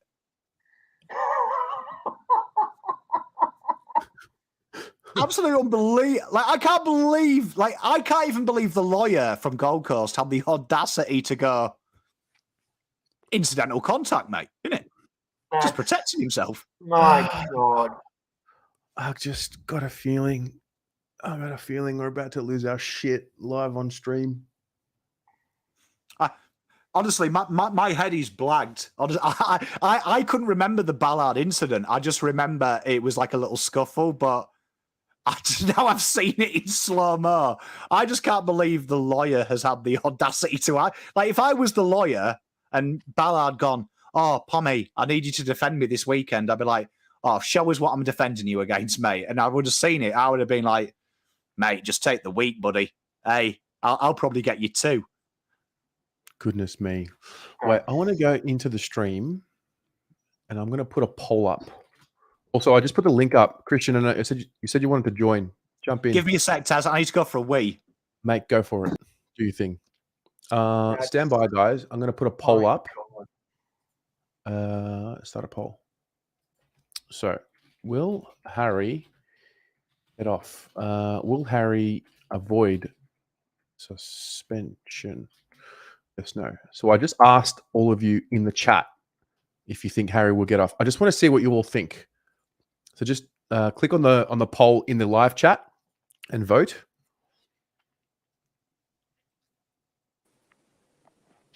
Christian. Hey boys, how are we? Good, mate. How are you? Good, thanks. I thought I've never actually come on the channel before. I've seen the fan cams and I've been tempted, and I thought, yeah, why not tonight? Mate, no better time to come on than a tribunal appeal stream. Yeah, can't wait to be here when we all flip our shit over the inevitable. It just when they put that one out about we can't refer to previous tribunal, it just reeks of they want to get us back for Cripper. They just want to. Well, it was the AFL's representative that said that, not the tribunal. So Yeah. We'll see how we. Kareem. What's going on, boys? Kareem the Dream. I remember you. Hey. How you been? Good, man. How are you? Yeah, good. Just watching the tribunal. This is an interesting case. Interesting. What was your honest opinion when you first saw the footage? Well, I was at the game and I was actually like right behind where Harry was. Where he hit Cheese, like right behind it. And I'll be honest, I did see him chase, but like I don't know what else they expect him to do. Like you do got to chase, but when I did first see it, I did think in my head, oh, this smells of a tribunal. But when you watch it back, like you can clearly see he hits the shoulder first before the head. Yeah, it definitely looked worse in real time. Once you look at the replay, you see he hits the shoulder first. It looks better, at least in my opinion. Exactly. But, yeah. Agreed, boys. Agreed. Even with who's the guy that's representing Carlton again? O'Farrell. Yeah, even with one of his response with comparing it to Charlie Ballard, I'll counter that by saying there's no comparison. Harry's chasing. Charlie Ballard is clearly aiming for the head. Nothing, let alone by that. That should be proof that Harry McKay had no malice in his intent. It reminds me of last year, because I remember obviously last year all the talk about protect the head, but then as soon as Jack Ginnivan started ducking, protect the head went out the window. It's like they can't quite make up their mind about when protecting the head actually matters. Exactly. Yeah. Like, how, the Gary Rowan, like, that it's just been, how do you give that the same as Harry? Yeah, Yeah. We saw it at week 1 when Pickett flew and took out, I don't remember who it was, and then in the same week we saw 2 other incidents where I don't think the head even got hit, and they got ruled as 3 weeks, and I was like... Brandon, the link is in the chat. I put it in the chat about 4 times. So 282 of you have voted in this poll. 59% of you think he will avoid suspension. 41% of you think he won't. Wow, really line ball. We've got somebody else here. Menza?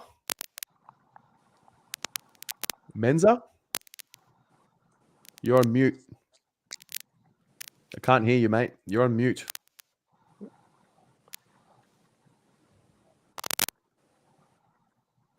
Okay. Cool. That was Menza.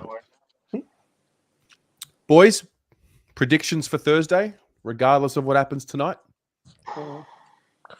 Surely we've got to get it back over them for last year, right? Surely. Yeah, I think we do. I don't see us doing it. I don't see us doing it by as much as what we did with North Melbourne. This is probably a 1 to 2 goal win, if anything. But look, I've also got to say that we haven't won at the Elite Oval in the AFL era. It's time we actually broke that duck. Yeah, I don't care how much we win by. I'll take winning by a point. We need to win this game. I don't care about how much. I don't care about percentage. Just win. Yeah, I think the ins of Akers and Walsh and Kennedy. Hopefully, I think they're huge ins.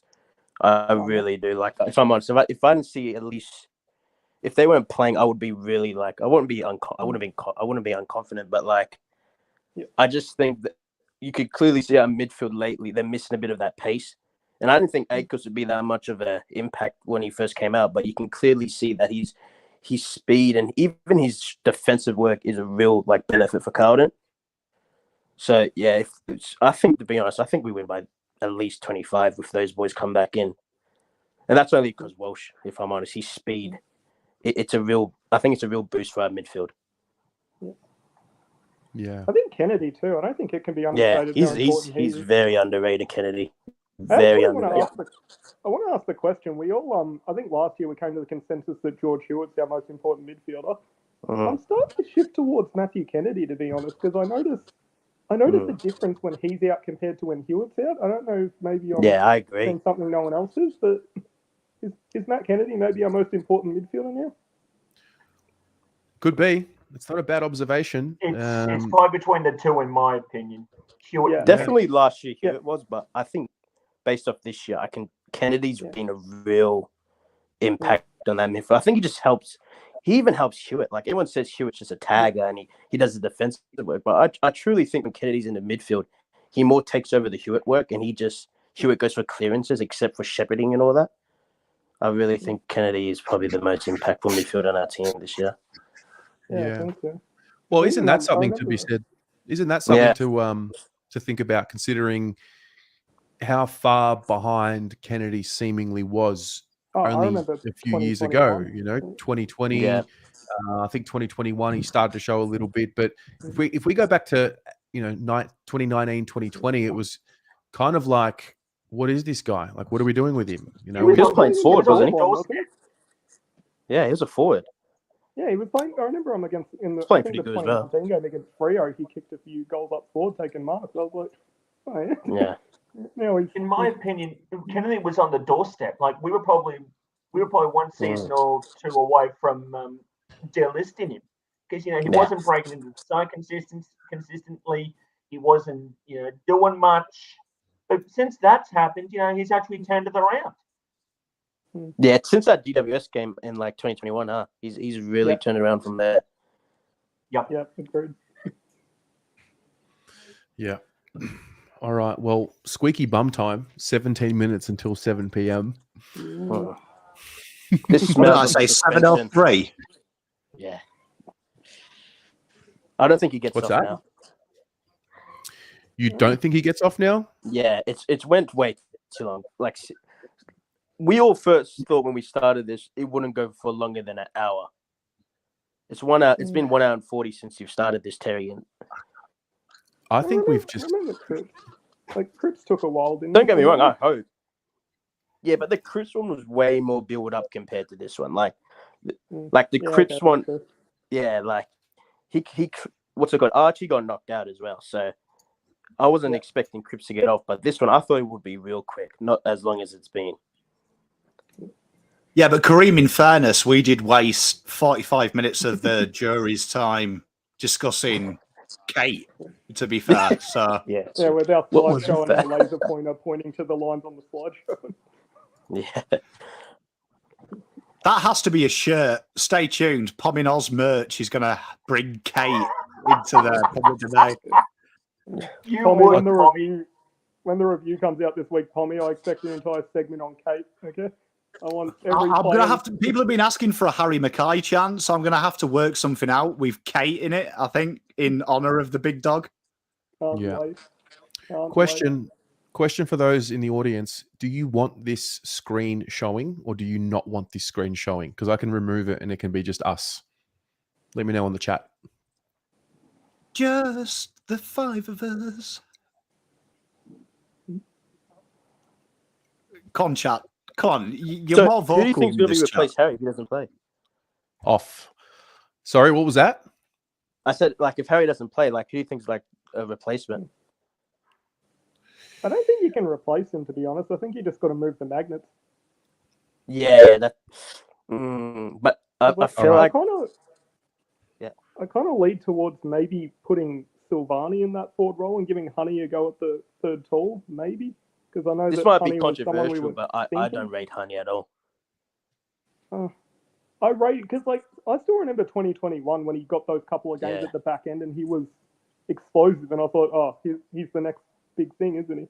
And then 2022, maybe it was just Motlop coming in, but he sort of that's when it changed for dropped me. off When a I bit. saw a first-year player replace him just like that, I thought Yeah, I thought Honey's really behind his development right now.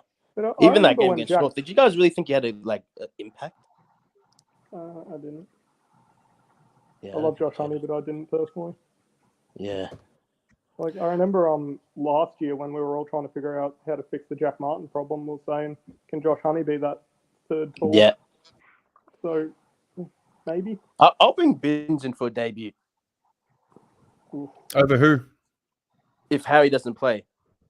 Yeah, I know it's not like by height, but I really think, because Adelaide's midfield, they don't have, I don't think, especially with Binns, I think we could really outrun them, especially with Walsh coming back and Akers. I really think we could outrun him with Binns. And probably knows better than, like, how's he been going in the V5? I think he's been going really well in the V5. Oh, he's been tearing it up from what I've seen.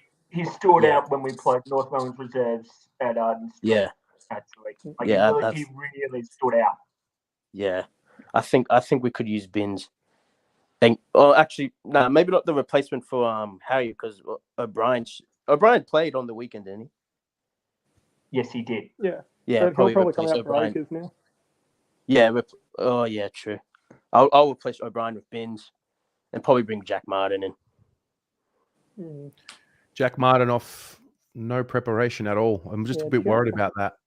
No game time at all. Yeah. But when is he ever going to have I can't pronounce it.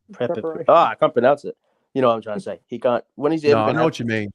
Yeah, like It's when tough. is he ever going to have that? It's tough. Yeah. Dylan,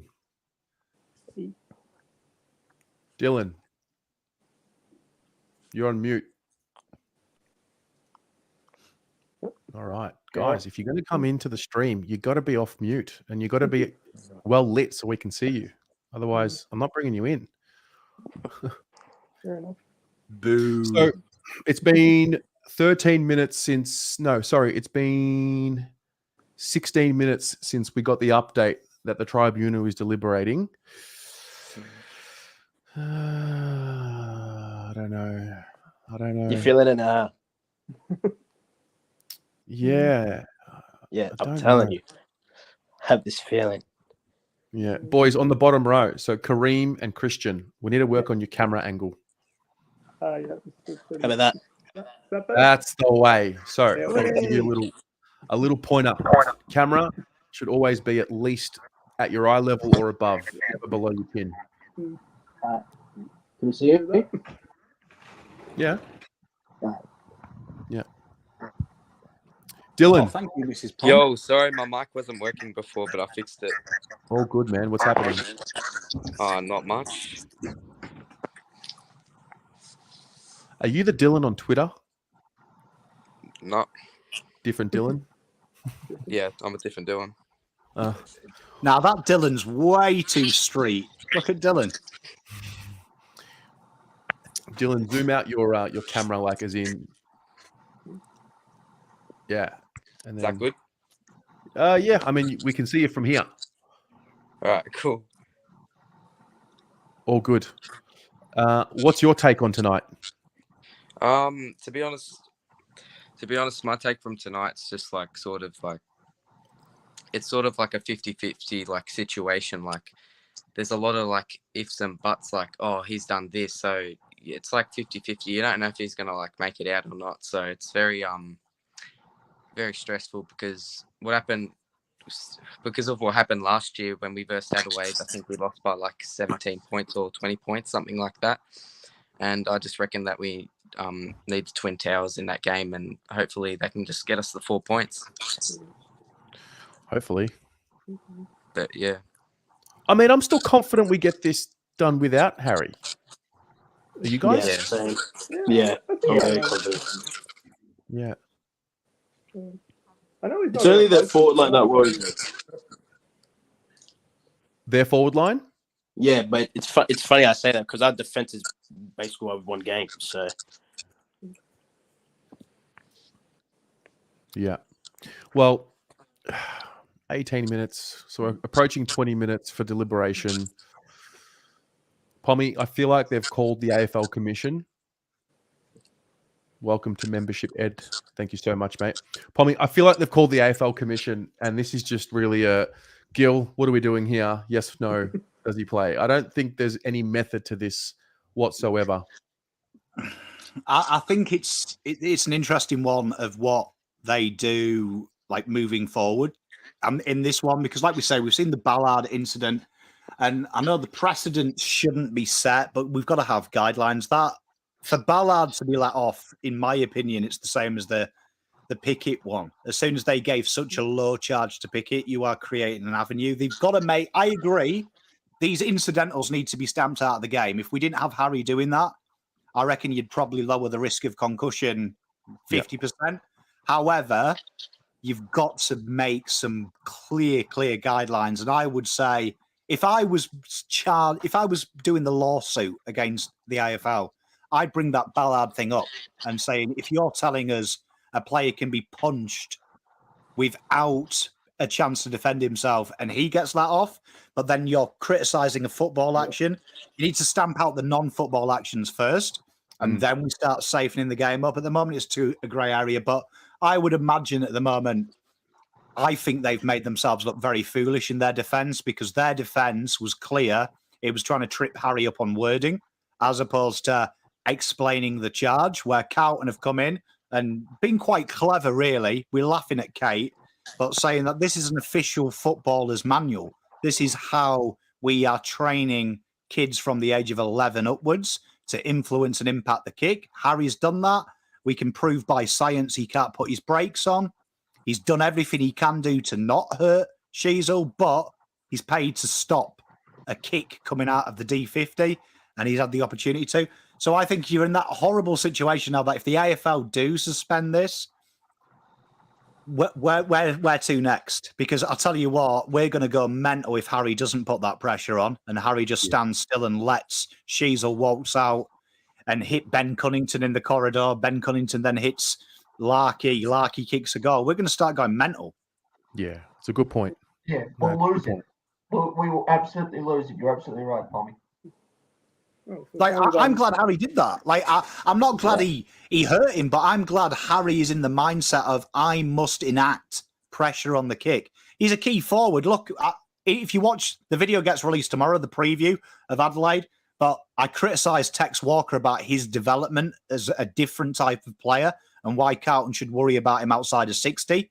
But there's a massive comparison in the pressure acts between Harry and Charlie and Tex. Like Carlton, their forwards, even their keys, are actively putting the pressure on, actively tackling inside 50, which most key forwards genuinely don't do. They're there just to kick goals.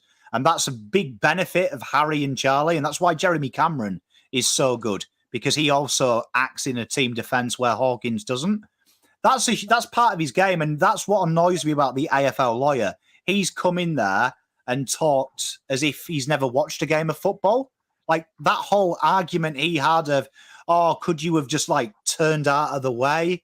Couldn't you have slowed down? Like, has he ever played kiss chase? You chase after your target. You don't slow down. You try and catch someone. So it's an absolute balmy situation. And I would suggest if Gil's watching this, get some lawyers that have played football, mate. Like, Can't be that hard. We're in Australia. Everyone's played football in Australia but me, I think. Yeah. This is an interesting one from Michael, as we say bye to Dylan. It's stupid to have lawyers arguing when there's no proper justice in place. It's true. There's no real guidelines. There's no real process. It's subjective every time. It's case by case, and you're subject to biases when you open. It's actually when you really fundamentally think about our system right now, our tribunal system. It is so unprofessional. And that's really why we is. keep running into these problems, because Yeah. every time someone gets hit, we go back to this system that's supposed to help us decide whether it was fair or unfair or should be banned, shouldn't be banned, and we run into the same problems every single time, which is what you've just described. So. This is the AFL's problem, though, across the board, right? Across the board. Like, I was listening to the commentators when I watched the rewatch, and I don't listen to it with commentary when I'm doing the watch along, but they were arguing about if it was 10 meters or 10 paces. And then they were arguing about that. There was no clarification of how far you could run with the ball. And some of them were generally surprised when the rule came out that it was in meters. Some of them thought it was in paces, which I just thought was bizarre. Barmy, that I knew it was 15 meters. They were arguing, was it 15 paces or had that been amended? And and then one of them was arguing, is it interpretation? I think it's interpretation. And that's the problem. AFL's rules, you read a rule book, everything is interpretation. It's no black and white indication. I would love from this, if I was in charge, that we create clear rules where I don't think we should be able to appeal it. I think this appeal nonsense is a disgrace, really. And I know we've benefited from it once and potentially twice, but it should be black and white. Once the decision's handed down, if it was not a grey area, I would cop if the AFL round one said any bump after the kicking action that is above the shoulder, instant week. I wouldn't complain. I'd be complaining why Harry did it. I wouldn't be saying, oh, well, Harry didn't mean it. And that's what they need to do, black and white the rules, so we don't have tribunals. And then the players are going to start being a bit self-responsible. At the moment, Carlton have a wonderful opportunity because their lawyers are good, that we can just breach the rules. Charlie Ballard, he right hooks someone, he gets let off. North Melbourne might right hook someone, 2 weeks. So you've got to make it black and white. So, like, for me, that would be the biggest thing. Black and white the rules, remove the tribunal, and then we're all on the same page. Yeah. I just found, I've got a blue abroad in the waiting room. I'm going to bring him in shortly. I just found this photo on Twitter.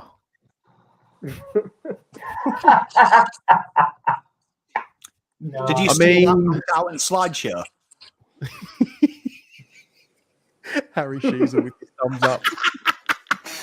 You know, imagine the picture of Harry Sheezel with the thumbs up is that picture, and they just doctored a thumb. They just add a thumb to it. All right. So it looks like we're going to go over 7 p.m. I don't know whether to just move the jumper punch to 7:30 or just leave it. I think I'm just going to leave it. I'm going to leave it. It is what it is. Who am I echoing? Kareem, have you got better light? Yeah, give me a second, mate. Just a little, yeah. I like Kareem's light. It reminds me of the old days of MSN chat. James from London again. Hey, boys. Hey, up. Hey, boy, mate. Are you good? Mate, we are great. It's good to have another Pommy on the stream. Yeah. 2 of us. What are your thoughts, James? I agree with what we've been saying. I think it's soft, but I don't think, like Pom said, we shouldn't be in this situation. Like, it should be black and white. Like, in no other sport you see people going to court and appealing against these decisions. Like, doesn't really make sense to me. But I mean, at first when I saw it, everyone said he'll get off, but I thought, I don't think he will because of the AFL, how they've been recently. But then you look at previous incidents and you just think they'll get off at the tribunal because it's, in the end, just doesn't make sense. Yeah. Maybe me and James should run the AFL. I think so, mate. I think it would help. I think you did make a video earlier. I don't know if it was last year or this year, Tommy, about the changes you'd make to the AFL if you're in charge, and I thought it was a pretty good video from memory. Well, thanks, mate. Yeah, I just think that sometimes I think it's too cute. The AFL tries to be too cute. It tries to be too precise, and I just think at the end of the day. Sorry to interrupt. Somebody's giving us feedback. There's echoing. You've got to turn that off. I don't know who it is. Me? I think it might be. Sorry, Pommy, go ahead. And I just think that if the AFL literally strip it back, they don't have to keep changing the rules, but just making some clear boundaries. So, like Josh says, we have an appeal for red cards, but there's certain gradients for them to be appealed. So it's literally has to meet a certain criteria for it to go to the appeals court. So there is actually a pre-appeal that they submit to the FA, and the FA have to read your reasonings for the appeal, and then they say, okay, well, we feel like you've got grounds. You couldn't appeal 5 yellow cards, which is an instant red. Yeah, and normally the decisions they make on like red cards in the Premier League are actually quite good. Like lots of the other stuff's debated about, but like it's genuinely fair normally what they do, whereas there's so much more scope in the AFL. Nailed. And genuinely as well, the red cards that are rescinded are insane red cards. So it's usually grey area red cards. Like dissent is quite a big one that gets appealed, where that's usually one of the areas and that is a grey area in football. What is abnormal feedback to a referee? Do you know what I mean? And that's where they get all them cases where the opposition players write a report, the referees all conspire together. Famous case is the Evra scandal with Suarez. Liverpool tried to appeal that, which was a racist remark, and they tried to appeal that, which it went downhill because even Liverpool players said, no, he said something. But it's really hard to appeal in England, generally in England. Yeah, look at the Fulham Man United game where Mitrovic pushed the referee and got a 10-week ban, and it's complained about, but they don't actually make it so public or actually go to a court to punish that. Like it's simple, dead on, and then nothing really happens.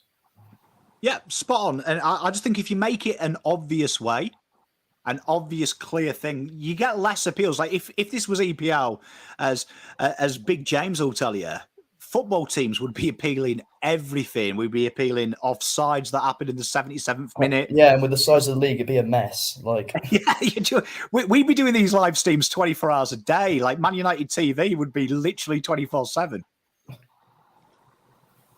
Not just Man United, but everyone else as well. Arsenal, Liverpool, Chelsea. No other club counts, though, Beachy. Touche.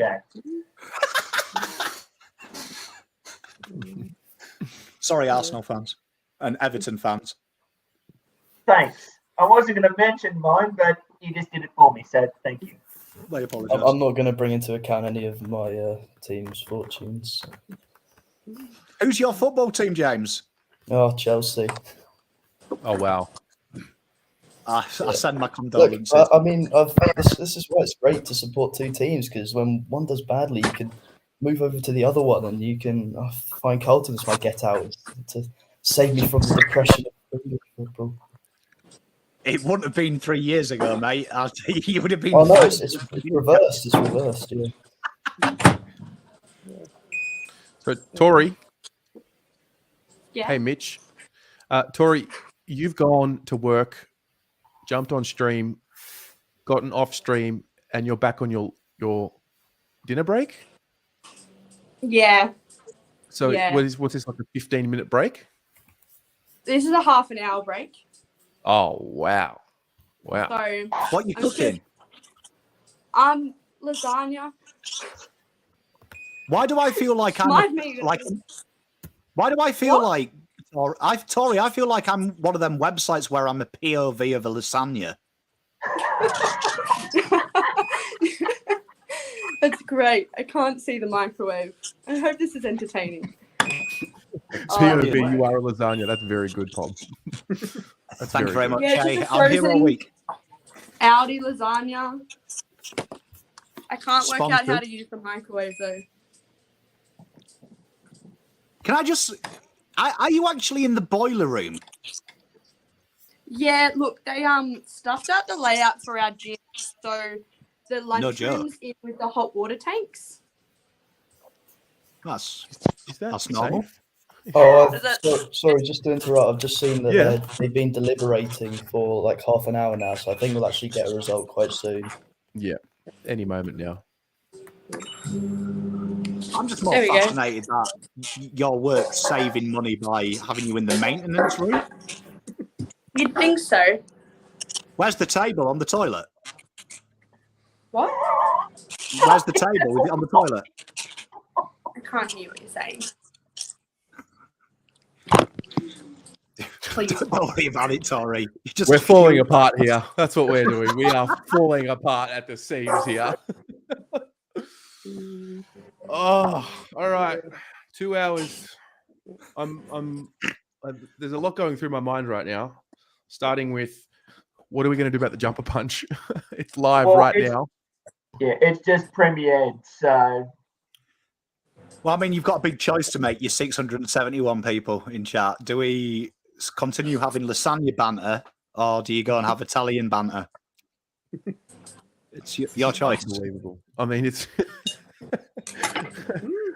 or both. If you could get a tab up with the appeal stream and the jumper punch. Hang on. Oh wait, hold up. We have some up. Hang on, do we have an update? I think there's an update. And I'm I gonna think Is it? the tribunal's deliberating. Apologise for the delay. No, it hasn't come up. David I don't care Zeta, about- these chips are really good. Jesus, David. everyone is on a food banter. I'm not that confident. David, I don't care about your chips. This is not the time or place. Those of you who said he got rubbed out, where are you seeing this? Uh-oh. Can you guys, Ryan and Melissa, God, goodness me, you can't do that. You can't. I need to know who told you this. Josh. Evening, lads. Thought I'd join in for the fun. That'd be Hey, about right. Josh. Just for the deliberation. Yeah, why not? Literally had dinner, don't even know what's going on. Just hope he gets off. Wait, sorry. I just need to confirm. Okay, sorry, mate. Ryan, okay. Mate, you can't do that. Don't give us that. Don't give us that, Ryan and Melissa. Come on. Stream, mate, you can't do that. We're all going to lose It's that quality shit. banter, though. It's kind of funny, but like you can't do that. I'm scrolling through Twitter and everything looking for a result. Oh, It's elite scenes. no, I'm not going to ban them because they're amazing to me. But come on. Josh, what's on your mind, mate? What's happening? Bummed that I can't go to Gather Round. I really wanted to go, but it's just not going to happen. But Harry should get off. It's so stupid. Like, I can't believe they even reported it. That's just what I think. I've seen worse, so much worse. It's ridiculous. Yeah. Like we play, it's not with all the, like, it's not soccer. It's footy. They're going after a ball, running each other 100 miles an hour. Like, what do they expect? It's a part of the game. It's a fair point. All right, gang, I'm probably going to hop off here. I'll be back in the chat. But No worries, hopefully mate. Thanks soon for joining. We get a good Cheers, result. Christian. Thanks for having me on. Thanks, Christian. Good on you, Christian. What a star. Great to see some more faces. Tori, I just can't get over the microwave sound. Can you hear it? Yeah. So loud.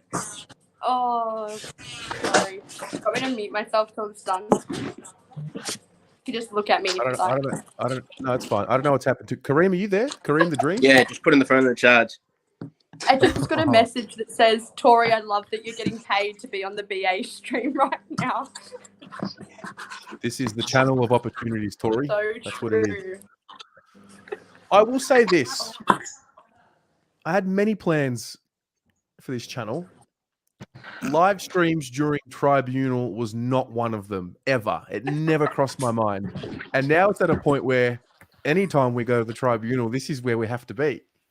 I love it. Is this the second or the third one? This Second. It's the second, although Cripps was over 2 nights because we went to the tribunal and then we appealed the decision. So, yeah. So do you reckon we That's do that when again? we all lost it. Do you reckon we could appeal it if we don't get off here? We can.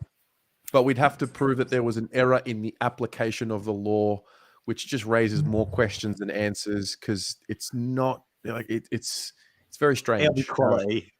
Yeah. I hope it happens. I hope it happens. I want an 18-hour stream. I will never forget the Crips Night 2 stream. That was just hectic. Mate, we all lost it. We all just went insane. That was the start of the besties. That was the That's start right. of the bestie. It was. It was. That's right. It was. It was. It was also. It It's was also the reason why I. Birth of the besties. Yeah. It's a bit worrying that Terry and Pom are pushing up to about 10 hours of live streaming tribunals. It is worrying, to be fair. Mate, we have sat through live streams of the draft night, waiting for Tom Papley to walk in the door and Steve Silvani to make a trade. We've sat through people with polar bears in their profile photos calling us names. That was the best. That was the best. Oh, being abused. I've seen a guy come on the fan cams. I think it was 2020 or 2020, and try and get his balls up on the screen. I've seen some shit, man. I remember that. That had was so the much worst shit. night ever because we lost to Collingwood too. That's right, we did too. I'll never forget that. I was on the stream watching, just trying to get therapy, and then the stream ended early because of that bloody idiot. God. There's been some great moments, Terry, to be fair, live. Like you downplay it, but it's been character building, hasn't it? It has been. It has been. You don't find out anything about yourself anywhere near as much as when you're live streamed. Yes, Archo, we're almost at 10K. We are. We're currently at 9,196. So there's going to be a big ass giveaway at 10K. It's a big deal. So help us get there. Do we get a sneak preview, Terry? What is the giveaway? I will tell you now that there are multiple one-of-a-kind type Carlton items in the pack. There'll be a pack. Terry, you give nothing away, do you, mate? Come on. Should have bad, man. I checked the other day, right? I checked the other day on the channel, and it told me that 42% of people that watch this channel are not subscribed. Disgrace. Come on, just Terry's on 9,150, right? As the POM maths guy, 730 people, right? 40%. Oh, wait, 190 now. It's gone up. Hey, while I'm talking, you're going up. Keep going. Surely 40% of that is nearly, that's just under 300 people. So this should be 9,500 by the time we finish this. Come on, just flick him. Hey, hello, well done. 9,200. Keep going. Higher. I need more. Need more from you. Lift. It's like a Carlton first quarter, this chat. I want a third. Give me a third quarter. Bit of intent. Get your head over the ball.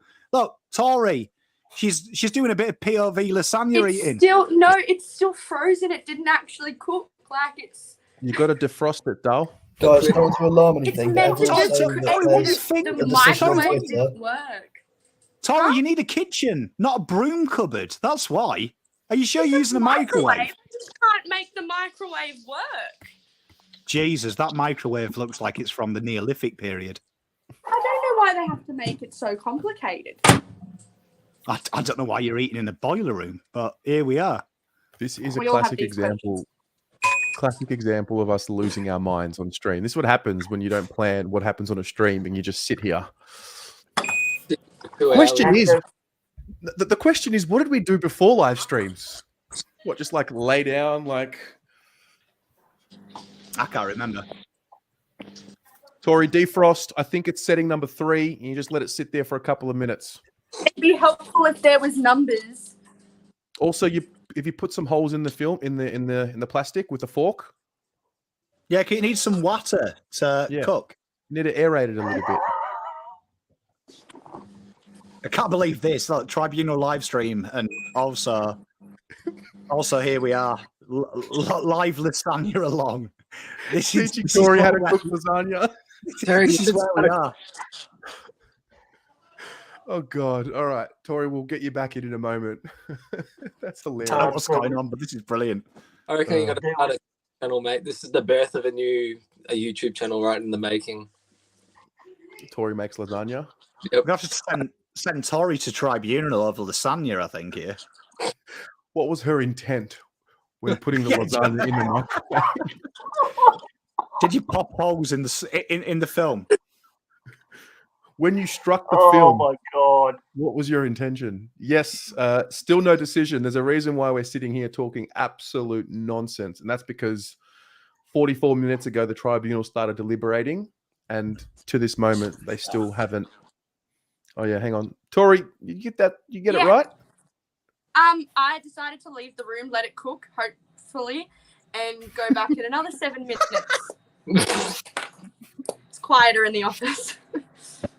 All I'm going to say is that 30-second piece there was just fantastic.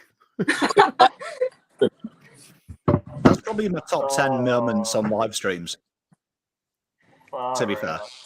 All right, the tribunal Just is an still update. Terry's deliberating. just hit 9,200. Oh, yeah. I'm on his live subscribe account. Let's see if we can get that. If we get to 9,300,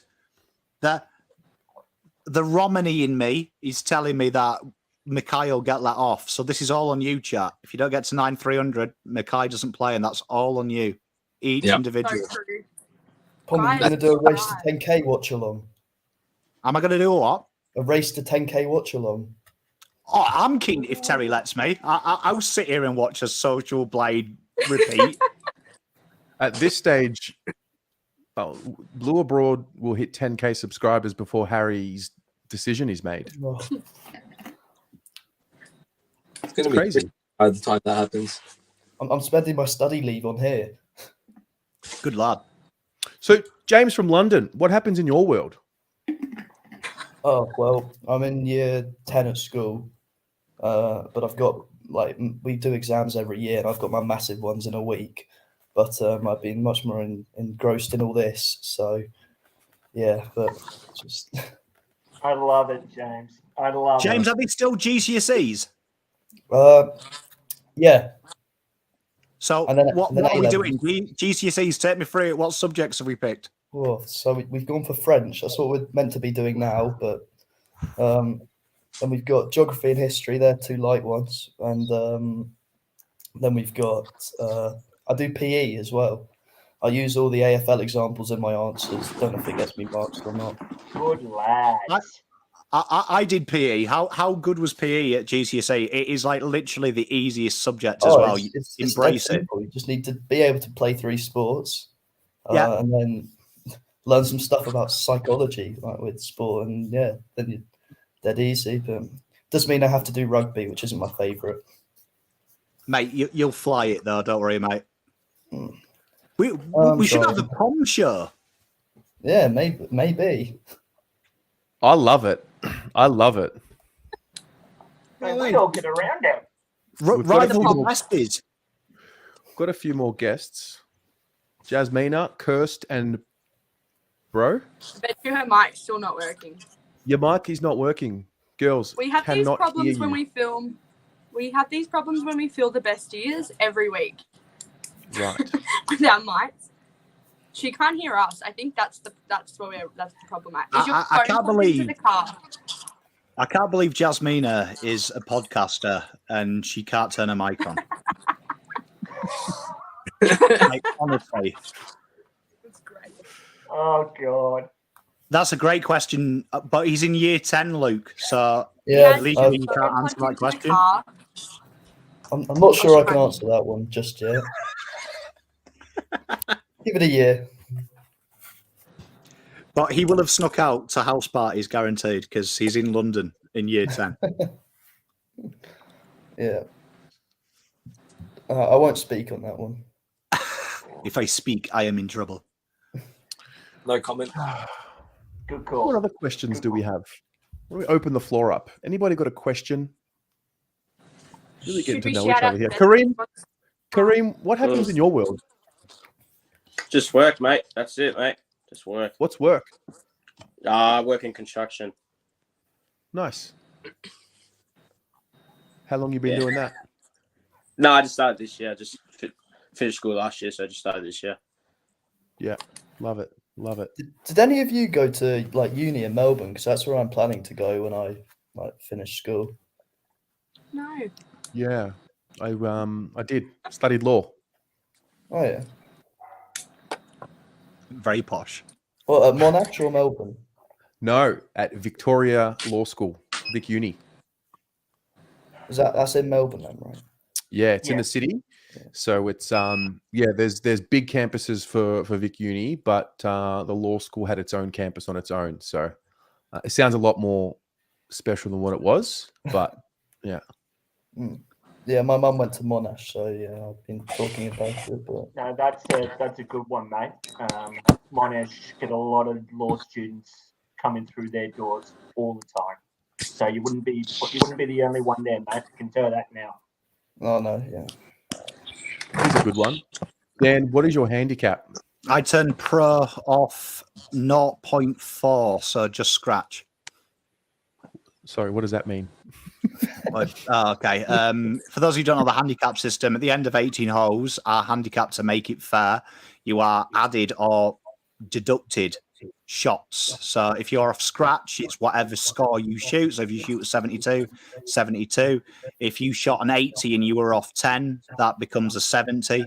So then there's plus. So if you're really good, like a good mate of mine, Dice, who grew up, he turned pro off +2, which means that if he shot a 70, it was actually a 72. So it flips the other way because he was ridiculously good. If you're Sergio Garcia, he turned pro off +5.5, so it's 6 shots, which is insane. So no, I was fairly handy. So if I played now, because I don't play as much as I used to, obviously when it was my job, I can still knock it around 4 to 6 over if I'm good.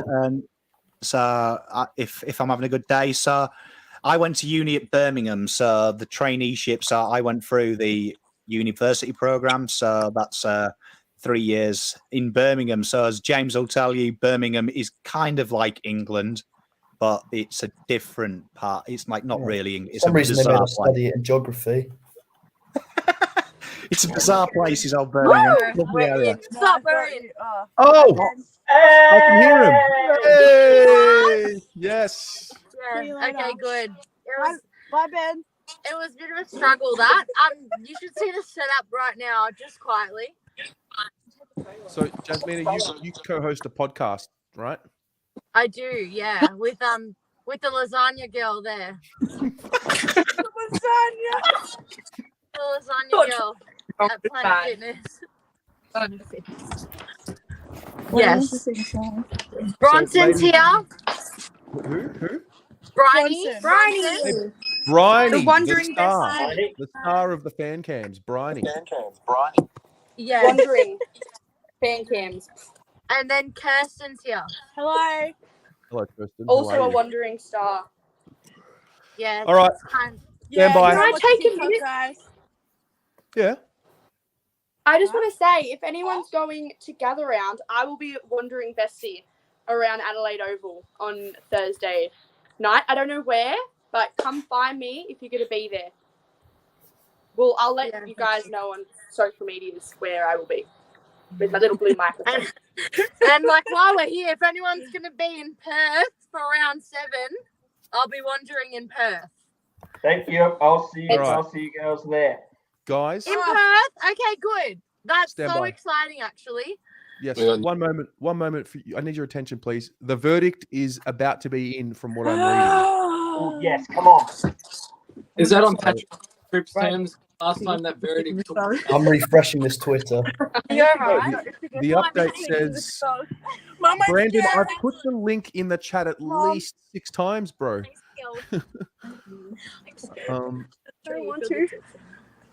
Can I just ask, where's Jasmina and the girls going? They're all dressed up. There has to be somewhere exciting we're going to. The 1975. Yeah, we're just dressed up for the tribunal. I've got my blazer on and all. They've added some class to the show, some much needed class. No, shush! We're going to the 1975. Jesus Christ, you babe. And I would be correct as an old man. They're a band. Yes, they are. Yeah. Okay, cool. You weren't going back in time. That's good. No. As exciting as that would be, no. That flashlight's really triggering me It's right really now. making me glow, though. Hey. No, it's triggering me. So, girls, sorry, I wasn't listening. Where are you going tonight? Oh, Jesus Christ. We're going We're to the the tribunal. We're going to the 1975. Oh, I know people that are going there. Amazing. Actually, Yeah, that's it's meant to actually be. us. It's like they don't come on until 8:45. Oh, get in! Ladies and gentlemen, It's a fine. Harry Get out! McKay will be playing in round 5. Oh my God, Thursday Kelsey can night. really bump who they want, hey. Hey, I'm gonna cry. North Kelsey Melbourne, can bump who they want. to all the North It's Melbourne. Wah. Yep, exactly, Josh. Go cry me a river. That's exactly what that is. Let's go, Crumbs. Yeah. Guess Harry what? to the crows. Harry to the crows. It turns out he cates who he wants. He cates who he wants, guys. He cates who he I don't know wants. what that means. What is I that? cannot wait for these Instagram comments saying the Loys are at it again. Oh my God, Twitter's gonna go off. Yeah, it's gonna be Ronnie, so sing a bad. song. Caterpillar. We run the AFL. We run the AFL. So We're gonna go. That's it. Okay. Oh, hell yes. Jesus Christ. 2 hours, 2.5 hours. Oh my God. Just to recap, Harry McKay will play. I mean, one match ban has been downgraded to a fine with impact downgraded from medium to low. It's exactly what we were thinking would happen, and it happened. And that's that. He'll play. What's the fine, Yeah, Terry? can anyone else help? I'm not sure exactly what the fine is, but it's fine. We'll find out. It is It's fine. never You been are right. reported. It's fine. Yeah. It is Yeah, fine. well, I think that's us. Guys, the That's jumper it. punch started 26 minutes ago. I'm going to let everybody go. Girls, have the best time at 1975. Tori, hope your lasagna works out. Kareem, the dream. Love having you around. James, good to see you. Josh, Beachy, guys, have a great night. And thanks everybody for joining. This is crazy. What we do here is absolutely madness. Mental. Fantastic. At the back. Bring it on, Adelaide. Let's go. Let's go. Pommy, Beachy, love ya. Take it easy. Good on you, boys. Cates who he See you wants. soon. See ya. So, just one last thing. Hit subscribe if you haven't, and go to the channel now and start watching the Jumper Punch. It is live as we speak. We Bye, are everyone. 9:20. 9:20. Keep going. We love it. We love it. All right. Good night, everybody. Goodness me. Go, Harry. Go, Blues. Love you all. Go Blues.